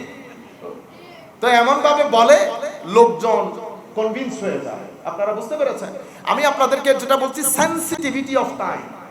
এখন আপনি যা কিছু বলবেন, দুইটা জিনিস যদি আপনি মেনটেন করতে না পারেন, আপনার কথা বাজারের মধ্যে খাবে না। এই এবং প্রেজেন্টেশন, আমি যেটা জানবো সেটা সিস্টেম্যাটিকলি, রেশনালি, সায়েন্টিফিক্যালি এবং খুব সুন্দর করে স্পিরিচুয়ালি যদি প্রেজেন্ট করতে না পারি, আমার এই জিনিস, এই খাদ্য কেউ খাবে না। এই জায়গার মধ্যে আমরা মার খেয়ে যাই। আমাদের ওরা কি করে? ওদের কথাবার্তা আপনি দেখেন একটা একটা করে, এগুলো তো আমরা আমাদের কারণে আমরা দেখতে হয় কে কথাবার্তা কিভাবে বলছে, প্রেজেন্টেশন কিভাবে দিচ্ছে। আমি ধানমন্ডির মধ্যে খুব দুঃখ লাগে, এগুলো হচ্ছে ভিতর থেকে হয় না, মাঝে মধ্যে মানে ইচ্ছে করে দূরে কোথাও চলে যায়। ধানমন্ডির মতো জায়গায় যেখানে বাংলাদেশের এলিট সোসাইটির বসবাস, যারা আইন বানায়, যারা লয়ার, যারা পুলিশে, যারা আর্মিতে বড় বড় জব করে, চিন্তা করতে পারবেন এমন জায়গার মসজিদের মধ্যে মেরাজের বর্ণনায় সে আমার নবীকে খুঁজে পায় না। আমি বসছি গিয়ে মেরাজের শান বর্ণনা করতেছে জুমার মসজিদে, সে মেরাজে এই ফেরাউনের স্ত্রী চুল আশ্রাইছে, চিরুনি পরে গেছে, 25 মিনিটের বক্তব্যে সে আমার নবীর কথা বলতে পারতেছে না। শেষ পর্যন্ত সে এমন একটা কথা বলছে, আমি ওই মসজিদে গালি দিয়ে মসজিদ থেকে বের হয়ে গেছি। পড়বো না আজকে জুমা তোর পিছনে বেটা, বেয়াদবের বেয়াদব। কিন্তু আমি কোথায় যাব জুমাটা পড়ার জন্য? আমাদের ছেলেরা যাওয়ার কোনো জায়গা নাই। আহলুস সুন্নাহ ওয়াল জামাতের দেশ, এখনো পর্যন্ত যদি আমরা 3 দিনের জন্য একমত হই, আমাদের ইশারায় উঠবে আর বাংলাদেশ বসবে। কিন্তু কিছু মানুষের উগ্রতা, কিছু মানুষের অজ্ঞতা, কারণ আমরা একটা নির্দিষ্ট সীমানার মধ্যে থাকি, স্টুডেন্টও ওখানে, টিচারইও ওখানে, সামগ্রিকভাবে ওই জায়গা থেকে বের হতে পারি না। তাহলে আমরা বের হতে না পারার কারণে আমরা হয় বুঝতেছি না, নতুবা বোঝার চেষ্টা করছি না। কিন্তু মনে রাখবেন, পানি যখন ঢোকে, পানি থেকে আমি সাঁতার কাটতে জানি বিদায় আমি বেঁচে গেছি। আমার ছেলেও কি সাঁতার কাটতে জানে? জানে না। আমার ছেলে কিন্তু ডুববে। সুতরাং আমি আমাদের ভাইদেরকে যারা ফেসবুক ইউজ করে, আল্লাহর ওয়াস্তে নামাজমুখী হন, আল্লাহর ওয়াস্তে কোরআনমুখী হন, আল্লাহর ওয়াস্তে পড়েন। ঘরের মধ্যে আমার নবীর সিরতের কিতাব রাখেন, হুজুর গৌসুল আজমের কিতাব রাখেন। আমাদের ভাইয়েরা যে সমস্ত কিতাবগুলা লিখছে, অনুবাদ করছে, সেগুলা বাসায় রাখেন, পড়েন। তারপরে আপনি বাইরে আমল করার পরে প্রচার করেন। যখন আপনি প্রচার করবেন, দূর দূর পর্যন্ত যেন আপনার একটা ব্র্যান্ড হয়ে যায়, ভদ্র, ভালো। আমি লাখ দ্বিমত করতে পারি, কিন্তু অনেক ভালো ছেলে, অনেক ভদ্র ছেলে, নামাজি ছেলে। যতক্ষণ পর্যন্ত আপনি এই ব্র্যান্ড তৈরি করতে পারবেন না, ততক্ষণ পর্যন্ত আপনি মিশনের কাজ করতে পারবেন না। এটা একটা মিশন। এখান থেকে আমি আপনার বক্তব্য শুরু করছি। আমার মিশন, আপনি কি বলেছেন? আমরা কেন সফল হই না? সফলতা কি জিনিস? সফল হওয়া, এটাকে ইংরেজিতে বলে সাকসেস। কি বলে? সাকসেস। সাকসেস মানে হচ্ছে আপনার কোন একটা পারপাস আপনার জীবনে আপনি সেট করেছেন, সেই পারপাসকে আপনি অ্যাচিভ করবেন, অ্যাকমপ্লিশ করবেন, সেই পারপাসকে আপনি সিদ্ধ করবেন, অথবা সেই টার্গেটকে আপনি অ্যাচিভ করবেন। আপনি যদি আপনার পক্ষ থেকে সেট করা পারপাসকে অ্যাচিভ করতে পারেন, তখন বলা হয় আপনি সফল। আপনি কখন? যখন আপনার পক্ষ থেকে একটা জিনিস আপনি সেট করেছেন, সেই সেট জিনিসটাকে, টার্গেটেড জিনিসটাকে, সেই অ্যাসাইনমেন্টকে আপনি যদি অ্যাচিভ করতে পারেন, তাহলে আমি আপনাকে কি বলবো? You are successful. এখন প্রশ্ন হচ্ছে, আপনার জীবনের পারপাস কি? আগে আমরা এটার মধ্যে আসি। আমার জীবনের পারপাস কি? আমার জীবনের পারপাস যদি হয় টাকা পয়সা, যদি হয় চাকরি বাকরি, মানে আমি লেখাপড়া, অতঃপর চাকরি, অতঃপর টাকা, এটা পারপাস, এটা একটা পারপাস। আমি মুসলমান হিসেবে, আমার নবীর উম্মত হিসেবে আমার পারপাস আবার আরেক ধরনের। এটা আমার মূল পারপাস না। আমাদের, আপনি যদি সত্যিকার অর্থে সফলতা আমাকে জিজ্ঞেস করেন, তো আমি আমার নবী সাল্লাল্লাহু আলাইহি ওয়াসাল্লামকে দাঁড় করিয়ে, কারণ ওনার মতো, আমার নবীর মতো সাকসেসফুল ব্যক্তি রুয়ে জমিনের মধ্যে আদম থেকে কিয়ামত পর্যন্ত আল্লাহ পয়দাই করেন না। একমাত্র নবী যাকে আমার আল্লাহ শেষ বিকেলে, সুবহানাল্লাহ, সুবহানাল্লাহ বলেন সবাই। হায় হায়, আমার নবী শেষ বিকেলে আল্লাহ কি বলেছেন? আল ইয়াউমা আকমালতু লাকুম দীনাকুম ওয়া আতমামতু আলাইকুম নি'মাতি ওয়া রাদিতু লাকুম আল ইসলাম দীনা। এটা যে আল্লাহর পক্ষ, এটাকে বলে ডিভাইন অ্যাপ্রিসিয়েশন। এটা আমার আল্লাহ আল্লাহর আজিম বান্দাকে বলছে, হাবিব you have done a great job, আল্লাহর পক্ষ থেকে। মানে অসাধারণ হয়েছে হাবিব, অ্যাসাইনমেন্ট। এটা একটা রাখেন। কোরআনে পাকের দিকে আসেন। আমার নবী যেই কাজ শেষ করে আসতেছে, আমার নবী সাল্লাল্লাহু আলাইহি ওয়াসাল্লামকে আল্লাহ শেষের দিকে ইন্না আ'তাইনাকাল কাউসার, ইন্না আ'তাইনাকা আল কাউসার, হাবিব আমরা আপনাকে গিফট করেছি, দান করেছি, আমরা আপনার জন্য গিফটের ব্যবস্থা করেছি। কারণ কি? কাজ শেষের দিকে, অ্যাসাইনমেন্ট শেষের দিকে আমার আল্লাহ বলছেন, হাবিব আমি শুধু রাজি হই নাই, এমন রাজি হয়েছি আমি আপনার জন্য গিফটের ব্যবস্থা করেছি। কি গিফট? আল কাউসার। আমি ইংল্যান্ডের মধ্যে ছিলাম, তো আমাদের ওখানে তো স্বাভাবিকভাবে অনারা মার হলুদ বই হতা হন, তো অনারা তো মনে হয় পৃথিবী ব্যাগেন এক ডইলে ভালো। এখন আমি একটা কথা কইতে একটা বক্তা হন আরবে ইবার বাই তারা লিল্লাহি তাকবীর আল্লাহু আকবার বাড়ান নাই বন্ধ হয়ে গিয়ে মুখিয়ে না বুঝলেন আর তো বুঝুন না এই তারাই হল্লে করে। তো এখন আমার ভাই ওয়াজ করছে অনেক পর, টেনে টেনে একেবারে কানে হাত দিয়ে আল কাউসার, প্রায় আধা ঘন্টা পর্যন্ত। কাউসারের অর্থ কি? ওনারা তো একটা নির্দিষ্ট টান দেয়। কাউসারের অর্থ কি? জান্নাতের একটা নহর, জান্নাতের মধ্যে আমার নবীকে কি দেওয়া হবে, ঠিক কিনা বলেন ভাইয়েরা? ঠিক। আধা ঘন্টা ওয়াজের মধ্যে উনি জান্নাতের একটা ঝর্ণা আমার নবীকে আল্লাহ দান করবেন, এটা থেকে বের হইতে পারেন। আমার গা হয়তো তো হতে বটবড়া ইজের, আমি ইচ্ছে করতেছে দূর করে চলে যায়। পরে বক্তব্য শেষ, প্রোগ্রাম শেষ, আমি ওনাকে বলছি প্লিজ আপনি যায়েন না, আমি আপনার সাথে একটু কথা বলবো। তো আমরা রুমের মধ্যে বসছি, সবাইকে বের করে দিলাম। তা আমি বলতেছি, পাকিস্তানি মানুষ তো, তা আমি বলতেছি ভাইজান এই যে আপনি আধা ঘন্টা পর্যন্ত आधे घंटे आपने तकरीर की, क्या बोला आपने? अल्लाह रब्बुल आलमीन फलाना को फलाना, फलाना को फलाना, वो जन्नत में अल्लाह रब्बुल आलमीन हुजूर को कौसर अता फरमाएगा। वो क्या चीज है? वो जन्नत का एक नहर अता फरमाएगा। सुभान अल्लाह बोलिए। ও তাহলে এই আধা ঘন্টার মধ্যে আমি এটা বিশ্বাস, আমি রিওয়ায়াতটা জানি, রিওয়ায়াত এসেছে জান্নাতের নহর, কোনো সন্দেহ নাই। কিন্তু এটা কি শুধুই জান্নাতের নহর?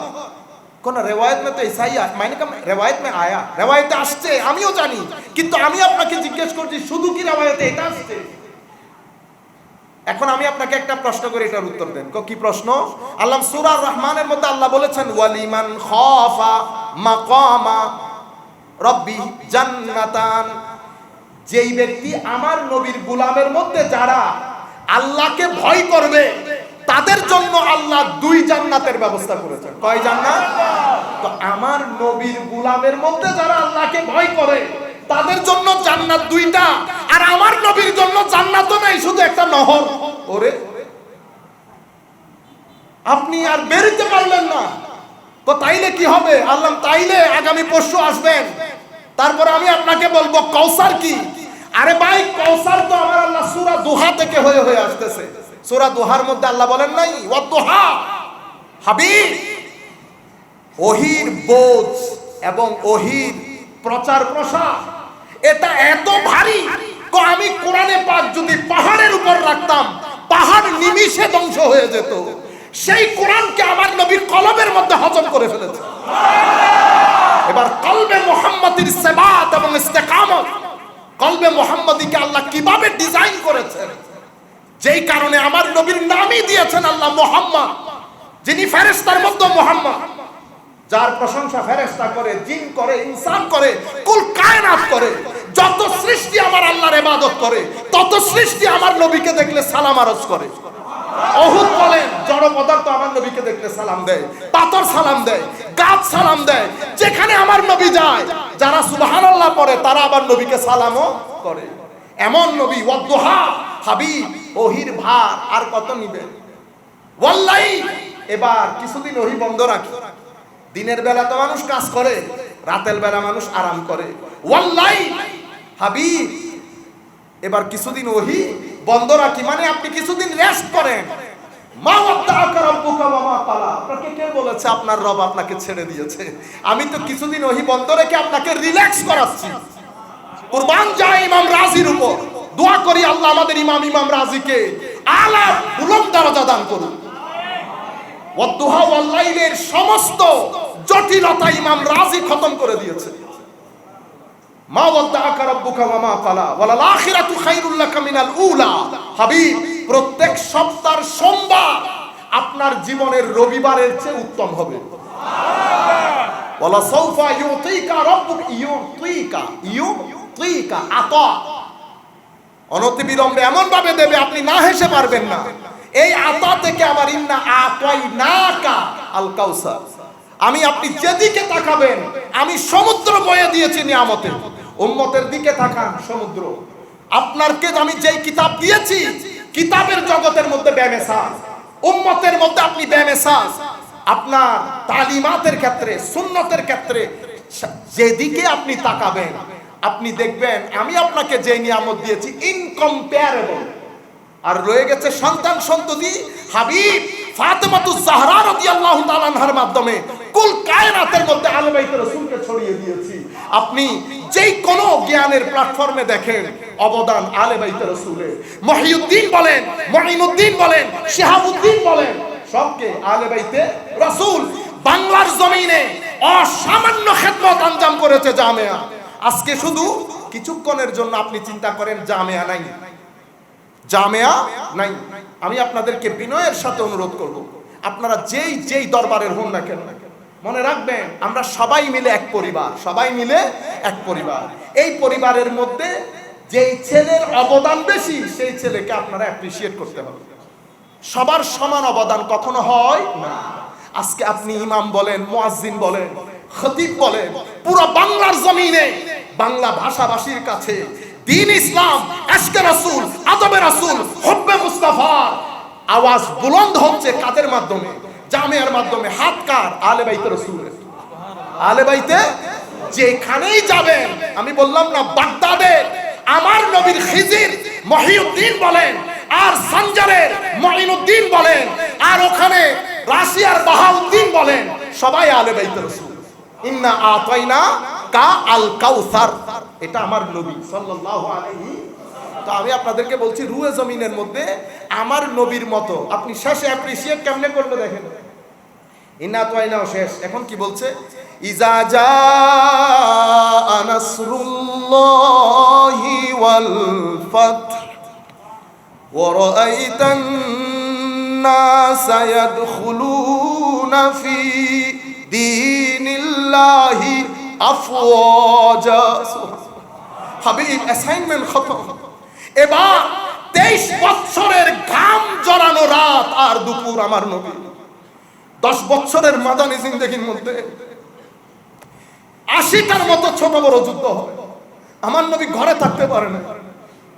আমার নবী শেষে তাহাজ্জুদের জন্য দাঁড়াইতে পারতেন না। ফাতেমা হযরত আয়েশা সিদ্দিকা বলছে, নবীর উম্মত নবীকে বুড়া করে দিয়েছে। 63 বছরের নবী কি বৃদ্ধ হয়ে গেছে? 63 বছরের মানুষ দূর প্রতিযোগিতা করে, সেরকম ভাগদৌড় করেছে আমার নবী। 10 বছরের জিন্দেগিতে 80টা ছোট বড় যুদ্ধ।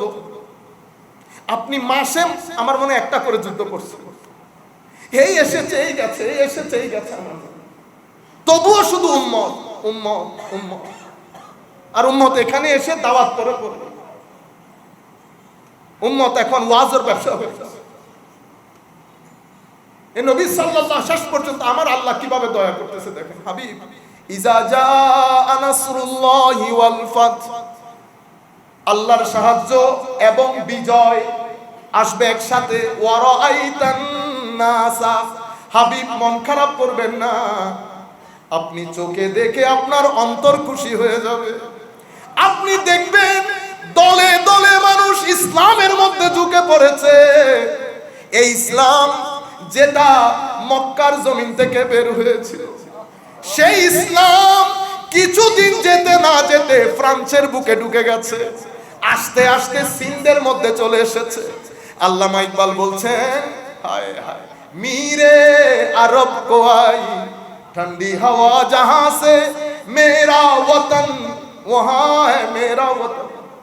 হুজুর আমার সিন্ধের ডেলিগেশন যখন আপনার কাছে গেছিল, আপনি বলেছিলেন সিন থেকে যারা এসেছে তাদেরকে আসতে দাও। হুজুর আমার সিন্ধের ডেলিগেশন যেখান থেকে গেছে, ইকবাল সেই দেশের ইকবাল।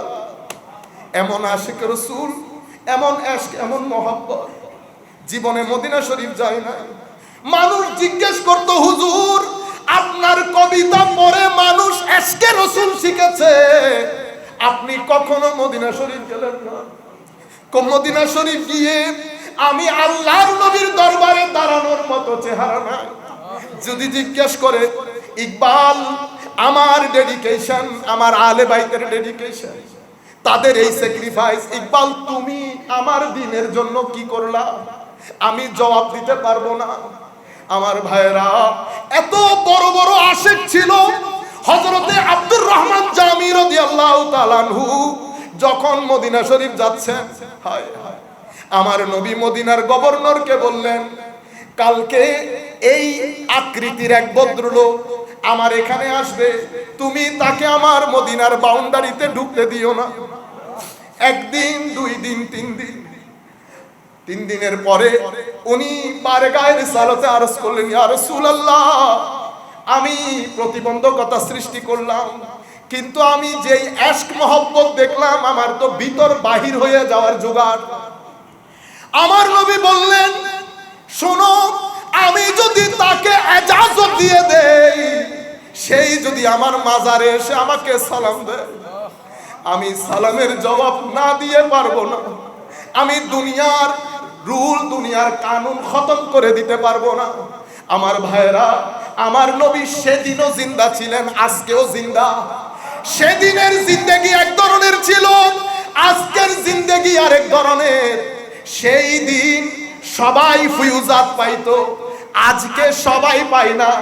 আমি আজকে নিশ্চিন্তপাড়া মসজিদে বসে আল্লাহর কসম করে বলছি, তো আপনি যদি আমার নবীর শানে দরুদ পড়েন, আমার নবীর দ্বীনের খেদমত করেন, আমার নবী আপনার বাবা যেমন সম্পত্তি বন্টন করে, আমার নবীও মদিনা শরীফ বসে আমার নবীর ফুয়ুজাত আমার নবীর খাদেমদের মধ্যে বন্টন করেন। এটা আমি আল্লাহর ইজ্জতের কসম করে বলছি।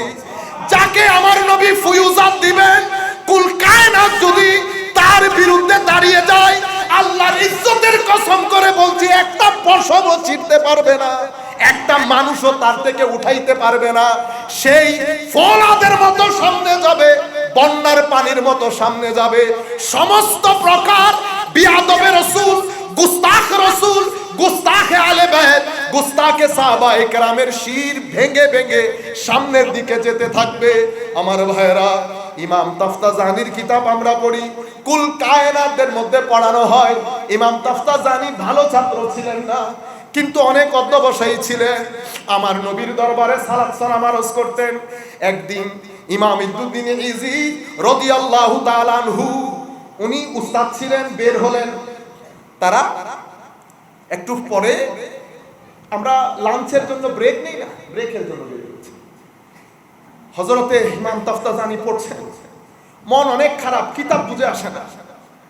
এক ব্যক্তি এসে বলতেছে, হুজুর, বাইরের 3 ভদ্রলোক আপনাকে ডাকতেছে। কোন আমি তো এখন যেতে পারবো না, আমি পড়তেছি। আবার বলতেছে, হুজুর আপনাকে ডাকতেছে। শেষে গেলেন, গিয়ে দেখতেছেন কে? আমার নবী, আমার নবীর 2 জন জলিলুল কদর সাহাবী নিয়ে দাঁড়ানো। সাদ, তোমাকে এতক্ষণ ধরে ডাকছি, তুমি কেন আসছো না? হুজুর, আমি তো জানতাম না 2 জাহানের বাদশা আমার ঘরে। আমি জানলে কি হুজুর প্রথমে না এসে পারতাম? তখন আমার নবী যা করার করলেন। সাদ ফেরত আসলো। ফেরত আসার পরে শিক্ষক ছাত্র জবাই আসলেন। আসার পরে আবার দরস শুরু হলো। 2 মিনিট আগের সাদউদ্দিন তাফতাজানি, আগের সাদউদ্দিন নাই, এখন উস্তাদের আগে আগে পড়ে। হযরতে ইদ্দুদ্দিন ইজি রাদিয়াল্লাহু তাআলা আনহু আহলুস সুন্নাহ ওয়াল জামাতের অনেক বড় ইমামের নাম। খবরদার, আপনারা আহলুস সুন্নাহ ওয়াল জামাতের সমস্ত আইম্মাদেরকে মাথার উপরে রাখবেন। ইমাম আশআরী, ইমাম মাতুরিদি, আমরা মাতুরিদির পক্ষে। মাতুরিদির মধ্যে ইমাম সমরকান্দি, ইমাম সমরকান্দির পরে আস্তে আস্তে ইমাম বাজদাবি, বাজদাবির পরে আমাদের ইমাম নাসফি তাফসিরাতুল আদিল্লার, অতঃপর আমাদের আকায়েদ নাসফির নাসফি, অতঃপর তাফতাজানি। এভাবে একটা লাইন আপ আছে। ইমাম আশআরীর দিকে গেলে আব্দুর রহমান বাহেলি থেকে শুরু করে ইমাম আসফারাইনি, বাকিল্লানি, ইবনে ফৌরক, ইমাম জুয়াইনি, গাজালি, রাজি, এটা একটা লাইন আপ। ইনারা সবাই আমাদের ইমাম। ইমাম ইদ্দুদ্দিন ইজি রাদিয়াল্লাহু তাআলা আনহু অবাক হয়ে গেলেন। যেই সাদ ভালো করে কিতাব পড়তো না, বুঝতো না, এখন সাদের উপরে আর কেউ কথা বলতে পারে না। হুজুরের ইন্তেকালের পরে সাদউদ্দিন তাফতাজানি হয়ে গেলেন ওই মজলিসের শাইখ। এরপরে আকায়েদে নাসাফি 2.5 পৃষ্ঠার আকীদার কিতাবের উপর শরা লিখলেন, সেটা হয়ে গেল শরহ আকায়েদে নাসাফি ইমাম তাফতাজানির। আপনি পৃথিবীর যেই প্রান্তে যাবেন যান, আকীদার জন্য সর্বোৎকৃষ্ট কিতাব বলা হয় ইমাম তাফতাজানির এই শরা ব্যাখ্যা গ্রন্থকে। কিসের মাধ্যমে? আমার নবীর ফয়জ ও বরকতের কারণে। আপনি কি কিতাব পড়তে পারেন কি পারেন না ম্যাটার করে না, আমার নবীর ফেজের ওই বাউন্ডারিতে যেই ঢুকেছে, আমার নবী জমিনের মানুষকে আসমানে তুলেছে, জমিনের মানুষকে আসমানে তুলেছে। এটা হচ্ছে আমাদের নবী। ইজা জাআ নাসরুল্লাহি ওয়াল ফাত ওয়া রাআইতান নাসা ইয়াদখুলুনা ফি দীনিল্লাহি আফওয়াজা। দলে দলে মানুষ ইসলামের মধ্যে ঢুকবে। এরপরে আমার নবী কি বলছেন? ফাসাব্বিহ, হাবিব এবার আপনি রেস্টে চলে যান, তাসবিহ পড়েন। ফাসাব্বিহ বিহামদি রাব্বিকা ওয়াস্তাগফির, এবার আপনি আপনার উম্মতের জন্য ইস্তেগফার করেন। কেন? স্বাধীনতা রক্ষা করা স্বাধীনতা অর্জন করার চেয়ে কঠিন বেশি। সে কারণে দিন তো বিজিত হয়ে গেছে, এখন দিন সেটা রক্ষা করতে হবে। রক্ষার জন্য কি লাগবে? উম্মত তো অনেক ভুল করবে, উম্মতের এই ভুলকে শুধরিয়ে দেবেন কে? আমার নবীর ইস্তেগফার। আমার নবী, এখন আমার ভাইয়েরা কি বলে, এই ক্ষমা চাইতে বলছে, কারণ এখানে গুনার কারণে। কিসের কারণে? ও ভাই দেখেন, কিছু জিনিস বোঝার জন্য ইউনিভার্সিটিতে পড়তে হয় না, শুধু আপনার মধ্যে কমন সেন্স থাকলে হবে। Common sense. আপনি দেখেন আমাদের এখান থেকে ঢাকা বিশ্ববিদ্যালয়ের উপরে মানুষ আর যেটা মাস্টার্স করতে, আমি বেড়ে মাস্টার্স অনরাইন আবার হাড়ি হাড়ি লাগাই নদী নাই দুঃখ করেছি আনলো ভালো সম্পর্ক। তো এখন ই বেড়ে গেই তুই আনারলো মারে মাস্টার ডিগ্রি করে, তুই কি হয় হতে এই গুনাহ নতাইলে বলে ইস্তেগফার করতে হই না। ইন্না লিল্লাহি ওয়া ইন্না ইলাইহি রাজিউন। আল্লাহ ধরেন ফর দ্য টাইম বি, মনে করেন আমি একজন এইথিস্ট, আমি আপনাকে এখন কিছু রেশনাল প্রশ্ন করি, আপনি রেশনাল প্রশ্নের উত্তর দিবেন।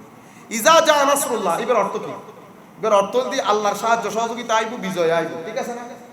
আপনি দেখবেন দলে দলে মানুষ ইসলাম কবুল করছে, ঠিক আছে? এরপরে আপনি আল্লাহর প্রশংসা করেন, এটা বুঝলাম। ইস্তেগফার করতে কেন বলা হয়েছে? রেলেভেন্সটা কি? যদি ইস্তেগফার ভুলের জন্য হয়, গুনাহের জন্য হয়, তো উনি তো শুরুতে অ্যাপ্রিসিয়েট করছেন। অ্যাপ্রিসিয়েশনের পরে কন্ডেমনেশন কখনো আসে না। মানে অনেক করলে প্রশংসা করছেন, এরপরে কি গাল দিবেন না? আল্লাহর দুনিয়াতে যারা কিছুটা দর্শন, এই জন্য আমাদের সকলের একবার দর্শন করা উচিত, অন্তত সক্রেটিসের দুই একটা বই পড়া উচিত, প্লেটোর কিছু বই পড়া উচিত, তাইলে কিছু জিনিস মাথায় আসবে। আল্লাহ প্রথমে অ্যাপ্রিসিয়েট করছে, অ্যাপ্রিসিয়েটের পরে আমি লিখে দিছি আপনি অমুক ভালো মাশাআল্লাহ এই সেই, পরে কি আমি বলবো আপনার অমুক গুনাহ ছিল, আপনার ওই গুনার কারণে আপনি আগে তওবা করেন, এটা বলবো? এটা হয় না কখনো। ইস্তেগফার কেন করতে বলেছে? কারণ আমরা মনে করি ইস্তেগফার গুনাহের কারণে হয়, শুধু হয় না। ইস্তেগফার গুনাহের কারণে ইস্তেগফার, রিজিক কম হলে ইস্তেগফার, খরা দেখা দিলে ইস্তেগফার, কারো সন্তান না হলে ইস্তেগফার। এটা হযরত আলী কোরআনের আয়াত পড়ে আমাদেরকে বুঝিয়েছেন। আমরা আর ওইদিকে না যাই, যেহেতু এটা নিয়ে আমরা অনেকবার কথা বলেছি। তো আমি যেটা বলতে চাচ্ছিলাম, রুয়ে জমিনের মধ্যে সবচেয়ে সফল আমার নবী সাল্লাল্লাহু আলাইহি ওয়াসাল্লাম। আমাদের নবীকে সামনে রেখে এখন আমার নবীর পারপাস কি ছিল? আমার নবীর পারপাস ছিল আমার নবী দ্বীনকে প্রতিষ্ঠা করবে, দ্বীনকে প্রতিষ্ঠা করবে। আমার নবীর দুই ধরনের সফলতা, একটা দুনিয়াবি, একটা পরকালীন সফলতা। রুয়ে জমিনের মধ্যে কোনো ব্যক্তি আপনি পাবেন না যাকে আল্লাহ দুই সফলতা একসাথে দান করেছে এবং এই আন্দাজের দান করেছে। আমার নবীর দুনিয়াবি সফলতা, আমার নবী ওই রাষ্ট্রের সর্বোচ্চ পদে অধিষ্ঠিত, আর কিয়ামতে তো মাকামে মাহমুদে অধিষ্ঠিত। দুনিয়ার মধ্যেও আসমানে, আখিরাতের মধ্যেও আসমানে। এরকম সফল আপনি কাউকে পাবেন না। সেই কারণে আপনি যখন সফল হতে চাইবেন, তো আপনার পারপাস কি? আমার পারপাস যদি শুধু জব হয়, শুধু টাকা পয়সা হয়, তাহলে আমার মনে হচ্ছে আপনি ভুল করবেন। কেন? কারণ আপনি যদি ইংল্যান্ড আমেরিকার লোকে দেখেন, তাদের কাছে টাকাও আছে, পয়সাও আছে, জবও আছে, কিন্তু তারা কেউ শান্তিতে নাই। তারা কেউ শান্তিতে নাই। তাদের সমাজের মধ্যে সব ধরনের ক্রাইম বেশি, কোনো পারিবারিক জীবন নাই। কোনো পারিবারিক, যেই ব্যক্তির পারিবারিক জীবন থাকে না সেই ব্যক্তি শান্তিতে থাকতে পারে না। তাহলে সেটাকে আমরা মডেল হিসেবে নিতে পারবো না। আমরা মডেলে আসতে হবে আমার নবীটা। তো আমার নবীর মডেলের মধ্যে আমাদের যদি দুনিয়াবি এবং উখরবি, আমি যদি আপনাকে দুনিয়ারটা বলি, শুধু দুনিয়ারটা, আপনি সফল হওয়ার জন্য কিছু জিনিস আপনার মাথায় রাখবেন।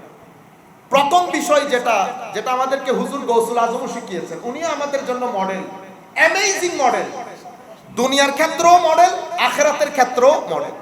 দুনিয়ার মধ্যে কিভাবে মডেল? উনি শিক্ষক হিসেবে পুরা পৃথিবীর হিস্ট্রির মধ্যে, আপনারা আমি জানি এই কথাটা এভাবে শুনেছেন কিনা, পৃথিবীর হিস্ট্রির মধ্যে যত শিক্ষক এসেছেন এবং আসবেন, হুজুর গৌসুল আজমের মতো এত আজিম, এত সফল শিক্ষক আপনি পাবেন না।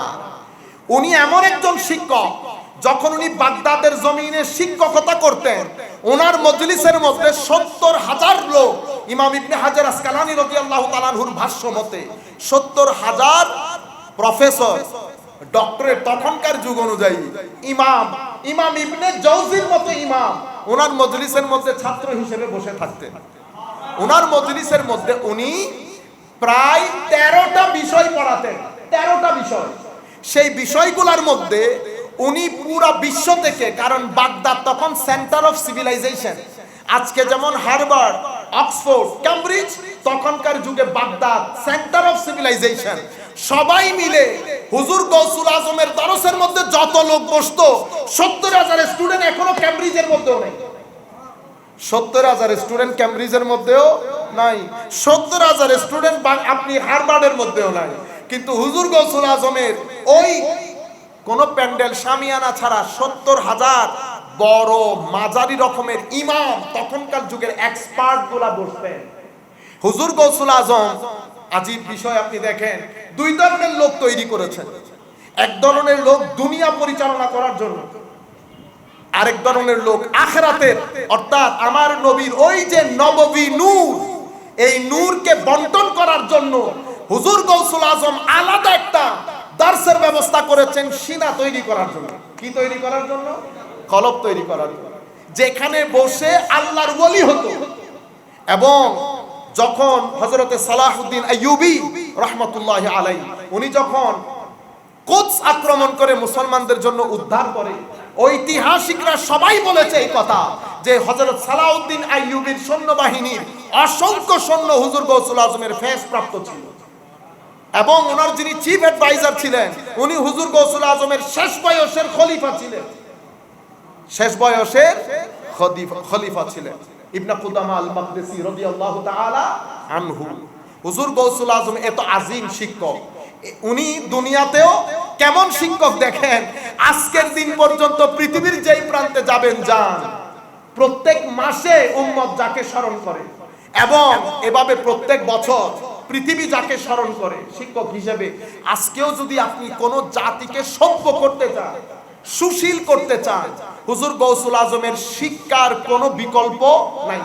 উনি বলছেন, আমি যদি হুজুর গৌসুল আজম, আমার নবী তো অনেক বড়, আমি যদি হুজুর গৌসুল আজমের শুধু ৩টা জিনিস নেই, ৩টা আপনার সফলতার জন্য, তো হুজুর গৌসুল আজম ৩টা জিনিসের উপর জোর দিয়েছেন। একটা হচ্ছে ইলম। ইলম বলতে আপনি যেই কাজ করতে চান সেই কাজে পরিপূর্ণ জ্ঞান আপনার ভিতরে আছে কিনা, আপনি আগে চিন্তা করেন। যেই কাজ আপনি করতে চাচ্ছেন ওই কাজের উপর আপনি ইন্টারেস্টেড কিনা। আপনি যখন ইন্টারেস্টের বাইরে কাজ করতে যাবেন, আপনি সফলতা পাবেন না, আপনার ভিতরে অস্বস্তি থাকবে। আপনি যেটাতে আপনার মনে আনন্দ পান, আপনি সব সময় সেই কাজ করতে চাইবেন। সম্মান না, আপনি যেই কাজে ইন্টারেস্ট বোধ করবেন সেই কাজ আপনার জন্য সম্মান নিয়ে আসবে।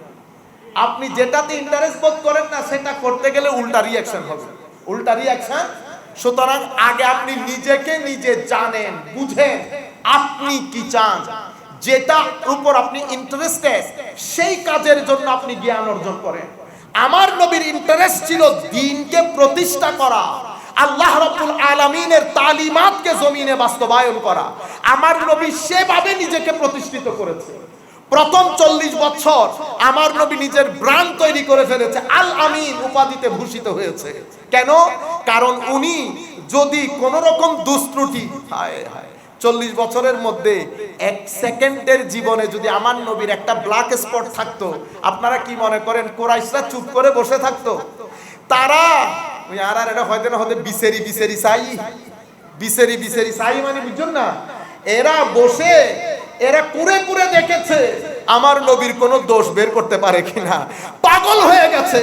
40 বছরের জীবনের মধ্যে একটা সেকেন্ড আমার নবীর এমন ছিল না যেটাকে আপনি বলতে পারেন যে এটা সমালোচনা করা যায়। বেআইব ছিলেন আমার নবী। যখন আবু সুফিয়ান রাদিয়াল্লাহু আনহু পরবর্তী ইসলাম কবুল করেছেন, জিজ্ঞেস করা হয়েছে, নাজ্জাশী জিজ্ঞেস করেছেন, আপনি বলেন তো দেখি, এগুলা বাদ দিয়ে মুহাম্মদ সাল্লাল্লাহু আলাইহি ইসলামের চরিত্র কেমন? হযরতে আবু সুফিয়ান জবাব দিয়েছেন, তখন উনি কুরাইশের পক্ষ থেকে কাফের ডেলিগেশন হিসেবে গিয়েছে। উনি জবাব দিচ্ছেন, আমি দুই চোখে ওনার মতো কোনো মানুষ দেখিনি। আপনি বুঝতে পেরেছেন? প্রাণ তৈরি করেছে আমার নবী, একটা স্পট ছিল না।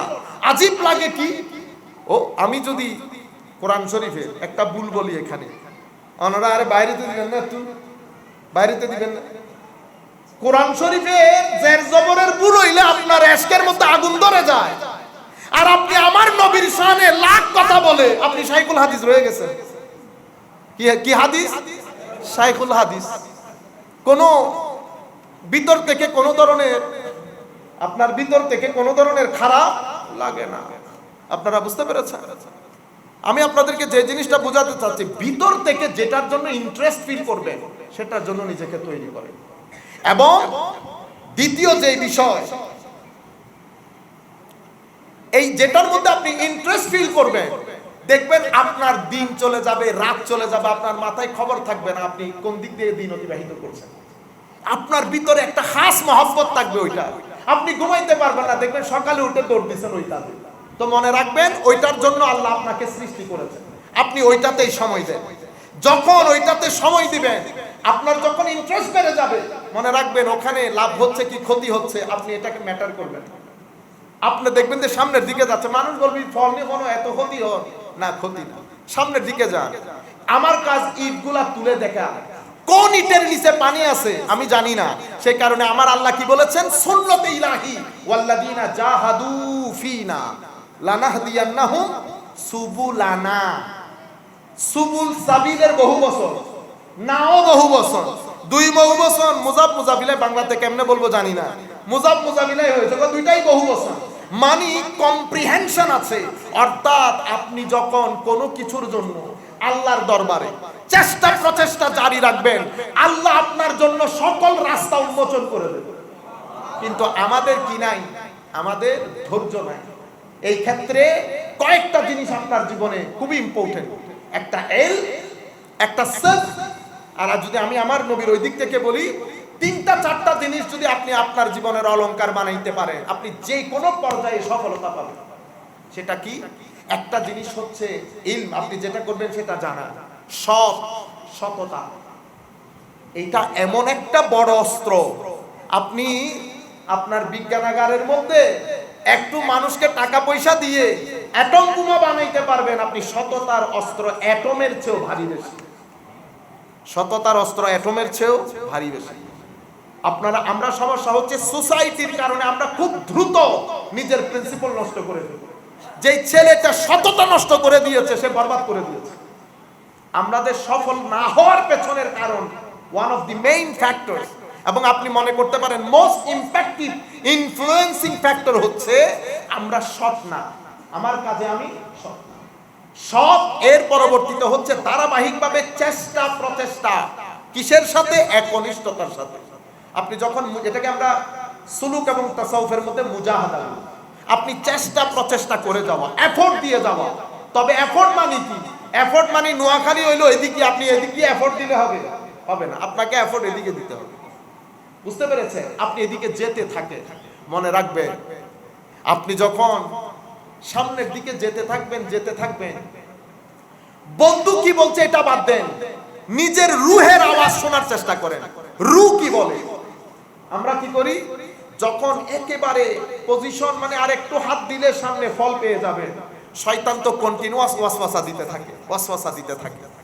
যেই মুহূর্তে আপনার মনে হবে না আমি পারবো না, মনে করবেন আপনি শয়তানের ওয়াসওয়াসার শিকার হয়ে গেছেন। আপনারা বুঝতে পেরেছেন? যেই মুহূর্তে আপনি মনে করবেন যা পাবো 50-50, যা পাবো 50-50, এটাকে বলে ব্যবসা, এটাকে বলে ব্যবসা। আর যদি মনে করেন যে বোধহয় পারবো না, হয়ে গেছে, আমি শেষ, তাইলে মনে করবেন শয়তানের ওয়াসওয়াসা, শয়তানের ওয়াসওয়াসা।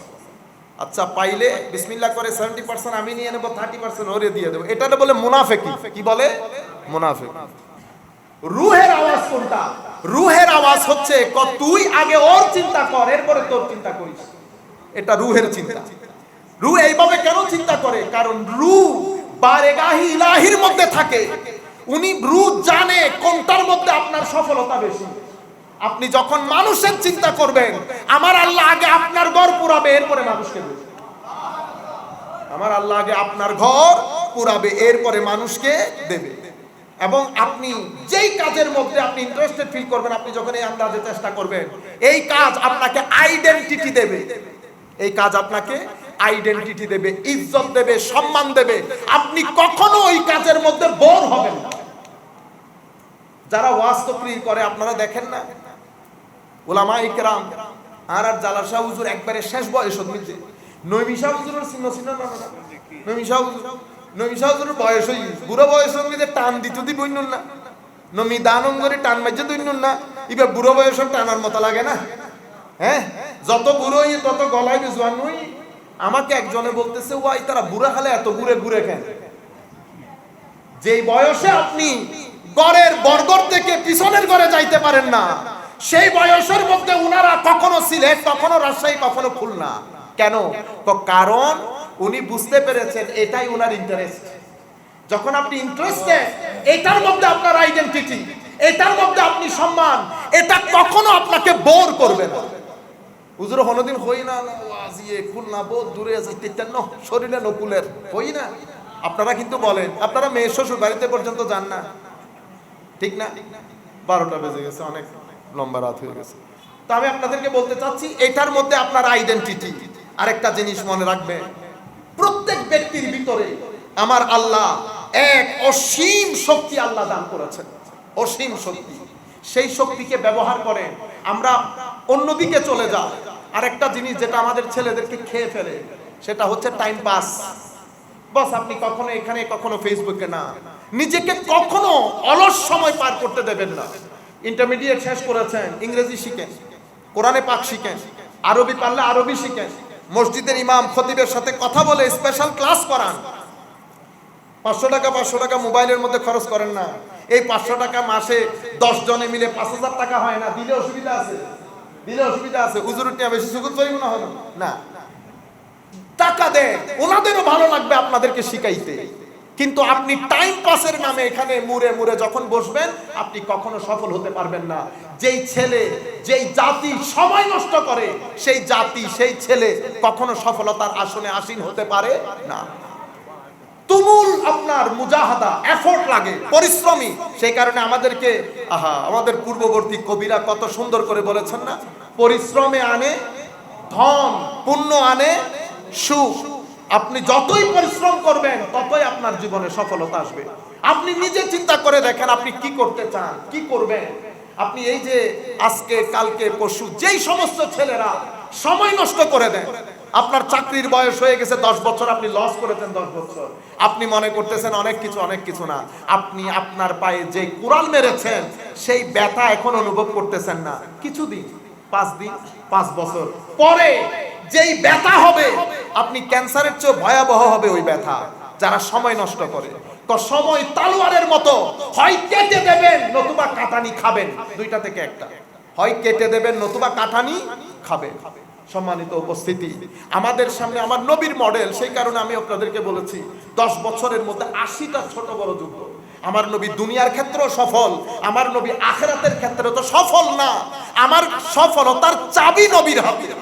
সুতরাং আমরাও যদি আপনার জীবনের পারপাস খুঁজে বের করেন, আমার জীবনের পারপাস যদি আপনি জানতে চান, সত্যিকার সফলতার জন্য আমাদের জীবনের পারপাস হচ্ছে রেজা ইলাহি, রেজায়ে আল্লাহর সন্তুষ্টি। রেজা ইলাহি কখনো ইবাদত ছাড়া আসে না, আর ইবাদত কখনো চারিত্রিক পরিশোধন বাদে আল্লাহর দরবারে গ্রহণযোগ্য হয় না। রেজা ইলাহি ইবাদত ছাড়া আসে না।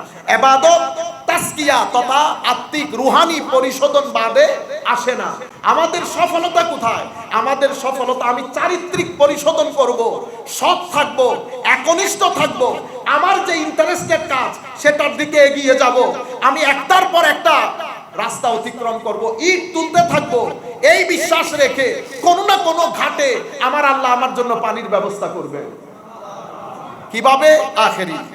আমার আল্লাহ পবিত্র কোরআনের মধ্যে দেখবেন বেশিরভাগ ক্ষেত্রে আল্লাহ ইতিহাস বর্ণনা দিয়েছে। কি বর্ণনা? ইতিহাস। কেন? কারণ ইতিহাসের মধ্যে আমাদের জন্য শিক্ষা রয়েছে। এই ক্ষেত্রে আমরা হযরত ইউসুফ আলাইহিস সালামকে মডেল হিসেবে নিতে পারি। হযরত ইউসুফ আলাইহিস সালাম, আল্লাহ আমাদেরকে কি বলতে চাচ্ছেন? আমার আল্লাহ বলতে চাচ্ছেন আমার ইউসুফকে দেখো, শুরু কিভাবে হয়েছে, শেষ কিভাবে হয়েছে। শুরুতে সৎবা এরা পানিতে ফেলে দেয় নাই। আপনি আর আমি হলে কি করতাম? মনে করতাম এটাই আমার জীবনের শেষ। মনে রাখবেন এটা শেষ হয় না। আমরা যখন মাদ্রাসা শুরু করেছি, স্বাভাবিকভাবে আমাদের পারিবারিক অবস্থানের কারণে এখানে মাদ্রাসা শিক্ষা যেভাবে আন্ডার এস্টিমেটেড হয়, আমার এখনো মনে পড়ে। তো আমি যখন একসাথে সবাই বেরোচ্ছে, তো সবাই সোজা চলে যেত, আমি বামে মাদ্রাসায় চলে যেতাম। স্বাভাবিকভাবে সবাই হাসি ঠাট্টা করতো। আমি বেশ কয়েকবার আমার মাকে বুঝিয়েছি আমি মাদ্রাসায় যাব। আমার মা না না আর না শেষ আরাম্মাকে হয়তো হইতে নি আরাম্মা হয়তো তুমি আর ভুয়া সুফাত বই যেন হইব দে। সবাই বলো আলহামদুলিল্লাহ, তুই তারা বেগুন আর ঘরে হতে জোলার দেই তারা হইব আলহামদুলিল্লাহ। ন বুঝলো ইয়ে নুকা মার উকে দোয়া। আজকের জীবন কি একই রকম রয়ে গেছে? রয়ে যায় নাই। আল্লাহ পাকের মেহেরবানিতে আমরা তো ধরতে গেলে কিছুই না। আমরা যদি বড় আলেম হতাম তাইলে বলতাম এলমের কারণে হচ্ছে, মুত্তাকি হলে বলতাম তাকওয়ার কারণে হচ্ছে, অনেক কোটিপতি হলে বলতাম টাকা পয়সার কারণে হচ্ছে। আমরা তো আমার নবী ফুয়ুজাত বাদে, আমার নবীর মোহাব্বত বাদে আমরা তো আর কোনো কারণ দেখতেছি না কি কারণে এই অবস্থা। ওই একটা নাত পড়ে না, হুজুর তো মেরে কি হুজুর মে না না सारी मेरे बहारे आपसे हैं, मेरी सारी बहारे आपसे हैं। আমার এখানে যা কিছু হচ্ছে হুজুর আপনার জন্য। কারণ এখানে যদি আমরা যদি অনেক ভালো ছাত্র হতাম তাহলে বলতে পারতাম, কিন্তু সেরকম না। আমি আপনাদেরকে বলছি যে একনিষ্ঠতার সাথে আপনি সামনের দিকে যান। আমার আল্লাহর ওয়াদা হচ্ছে ইন্না মাআল উসরে ইউসরা। কঠিন সময় পারি দিবেন, সহজ সময় আপনার জন্য অপেক্ষা করবে। সহজ সময় আপনার জন্য অপেক্ষা করবে। আমার এক কাজিন সম্পর্কিত, তো মার্সিডিজ দেহি ইবে চিন্তা করে আমার মা ভাইয়া মার্সিডিজ ভাই, তো ওর একদিন হয়নি মার্সিডিজ আমার তোমার এক কান দিন ওর হতা হয়ে এক কান। আমি ইউনিভার্সিটিতে যাওয়ার জন্য বের হয়েছি সকাল 4টা। মানুষ আছে রাস্তাঘাটে নাই, বরফ পড়ে অবস্থা খারাপ। বরফের মধ্যে 2 দিন হয়ে গেলে হাঁটা যায় না, এগুলা অসম্ভব রিস্কি হয়ে যায়। বরফের সমস্যা হচ্ছে যদি পড়ে যান আর উঠতে পারবেন না আরেকজনের সহযোগিতা ছাড়া। এখন এত বড় পিঠের মধ্যে ব্যাগ, কোথায় যাব? 2.5-3 ঘন্টার জার্নি ইউনিভার্সিটি, ঠিক আছে না? তো এই বরফের ভিতর প্রায় 2 মাইল হেঁটে বাজারে, এরপরে বাসে, এরপরে আরেক বাস, এরপরে 2.5-3 ঘন্টা পরে ইউনিভার্সিটি। আপনি ওই কষ্ট একবার দেখতে হবে না, আপনি মার্সিডিজ দেখলে হবে। আপনারা বুঝতে পেরেছেন? ইন্না মাআল উসরে ইউসরা, এটা সুন্নতে ইলাহি। আমার আল্লাহর নিজাম হচ্ছে আপনি যত কষ্ট করবেন একনিষ্ঠতার সততার সাথে আপনার জীবনে রঙিন দিন অবশ্যই আসবে। রঙিন দিন অবশ্যই। তো ছেলেদের জন্য আমি যেটা বলবো আখেরি কথা, আল্লাহর ওয়াস্তে নিরাশ হবেন না। নিরাশ যখন হবেন মনে করবেন শয়তান আপনার উপর বাসা বেঁধেছে, আর শয়তানের ওয়াসওয়াসা অনেক কঠিন। সুতরাং আপনারা আমার নবী সাল্লাল্লাহু আলাইহি ইসলামের সিরত থেকে শিক্ষা গ্রহণ করেন। হযরতে ইউসুফ আলাইহিস সালাতু ওয়াস সালাম, হযরতে ইউসুফ শুরু কিভাবে করেছে দেখেন, এখানে পড়ে গেছে, পড়ে কত কিছু, শেষ পর্যন্ত মিশর, শেষ পর্যন্ত জেলে। এই জেল থেকে বের হয়ে পৃথিবীর ইতিহাসের অন্যতম অর্থমন্ত্রী হিসেবে কনসিডার করা হয় হযরত ইউসুফ আলাইহিস সালামকে। একটা রাষ্ট্রকে অর্থনৈতিক খরা থেকে বাঁচিয়ে দিয়েছে। শুরু কোথায় হয়েছে দেখেন, শেষ কোথায় হয়েছে দেখেন।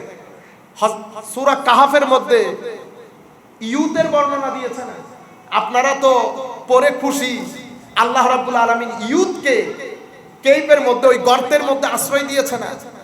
এতশো বছর আল্লাহ ঘুম পাড়িয়েছে। ডান করট থেকে বাম করট কি তারা নিজেরা হয়েছে? কে করে দিয়েছে? আমার আল্লাহ। হায় হায়, মা যেমন করট ফিরাই দিয়ে, আমার আল্লাহ করট ফিরাই দিচ্ছে। চিন্তা করে দেখেন, কেন? আমরা সবাই এগুলো শুনতে অভ্যস্ত, কিন্তু অত্যাচারী রাজার সামনে যেভাবে তারা আল্লাহর তৌহিদ তুলে ধরেছে এবং তৌহিদ তুলে ধরতে গিয়ে যে অত্যাচারের মুখোমুখি হয়েছে সেটা কিন্তু আমরা দেখি নাই। ঘটনা এটাও ঘটেছে। হযরতে মূসা আলাইহিস সালাম ফেরাউনের ঘরে লালিত পালিত হচ্ছে। ফেরাউন কশিন কালেও চিন্তা করে নাই এই মূসা এক সময় দাঁড়িয়ে তখনকার যুগের বনি ইসরাইলের সুপার পাওয়ারের চোখে চোখ রেখে তার ক্ষমতা দুলিশাত করে দেবে। কল্পনা করেছে? মূসা আলাইহিস সালাম করে দেখিয়েছে।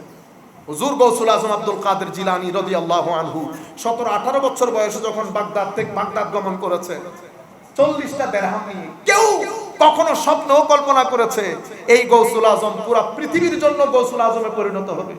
হুজুর গৌসুল আজম বাগদাদে এসেছে, যে 40 দিরহাম মা দিয়েছে সাথে সাথে মানুষদেরকে দিয়ে দিয়েছে। পাতা খেয়ে শেষ পর্যন্ত রেওয়ায়েতের বর্ণনার মধ্যে তো এরকম এসেছে অসংখ্যবার হুজুর গৌসুল আজম খিদায় রাস্তার মধ্যে পড়ে গেছে। এইভাবে মুজাহাদা 20, 30, 40 বছর পর্যন্ত হুজুর গৌসুল আজমের জীবনের মুজাহাদা শেষ হয় নাই। সফলতা কি? সফলতা হচ্ছে কুল কায়নাত নাম ধরে বলে না, কি বলে? গৌসুল। এটা হচ্ছে আমাদের জন্য, এই ইতিহাসগুলো আল্লাহ আমাদের জন্য এই কারণে বানিয়েছে যেন আমরা এখান থেকে শিক্ষা গ্রহণ করি, যখন আমরা থেকে নিরাশ না হই। তাহলে আজকের পর থেকে প্রত্যেক ছেলেদেরকে বলবো, কোনো কাজ নাই ইংরেজি শিখেন, কোনো কাজ নাই সফটওয়্যারের একটা কাজ শিখেন। কখন কোন কাজ আপনার জীবনে কাজ দেবে আপনি কল্পনাও করতে পারবেন না। সামনের সময় যেটা আসতেছে সেটা বাংলাদেশের মধ্যে অন্য ধরনের, কারণ পৃথিবী পরিবর্তন হচ্ছে। আপনি একটা চাকরির উপর বিশ্বাস করতে পারবেন না, এক চাকরি দিয়ে আপনি জীবন কাটাতে পারবেন না। নিজের জীবনের মধ্যে 2-3টা ডাইমেনশন রাখেন, যখন যেটা দরকার সেটার মধ্যে ঢুকে পড়বেন। আর যেখানে যান ওযুর হালতে থাকবেন, ভিতরে জিকরে ইলাহি এবং আমার নবীর দরুদ জারি রাখবেন। আল্লাহর ইজ্জতের কসম করে বলছি, দুনিয়াতেও সম্মানিত হবেন, কবরেও সম্মানিত হবেন। আমরা আর কথা না বাড়াই, ওয়া মা আলাইনা ইল্লাল বালাগ। আসসালামু আলাইকুম ওয়া রাহমাতুল্লাহি তাআলা ওয়া বারাকাতুহু।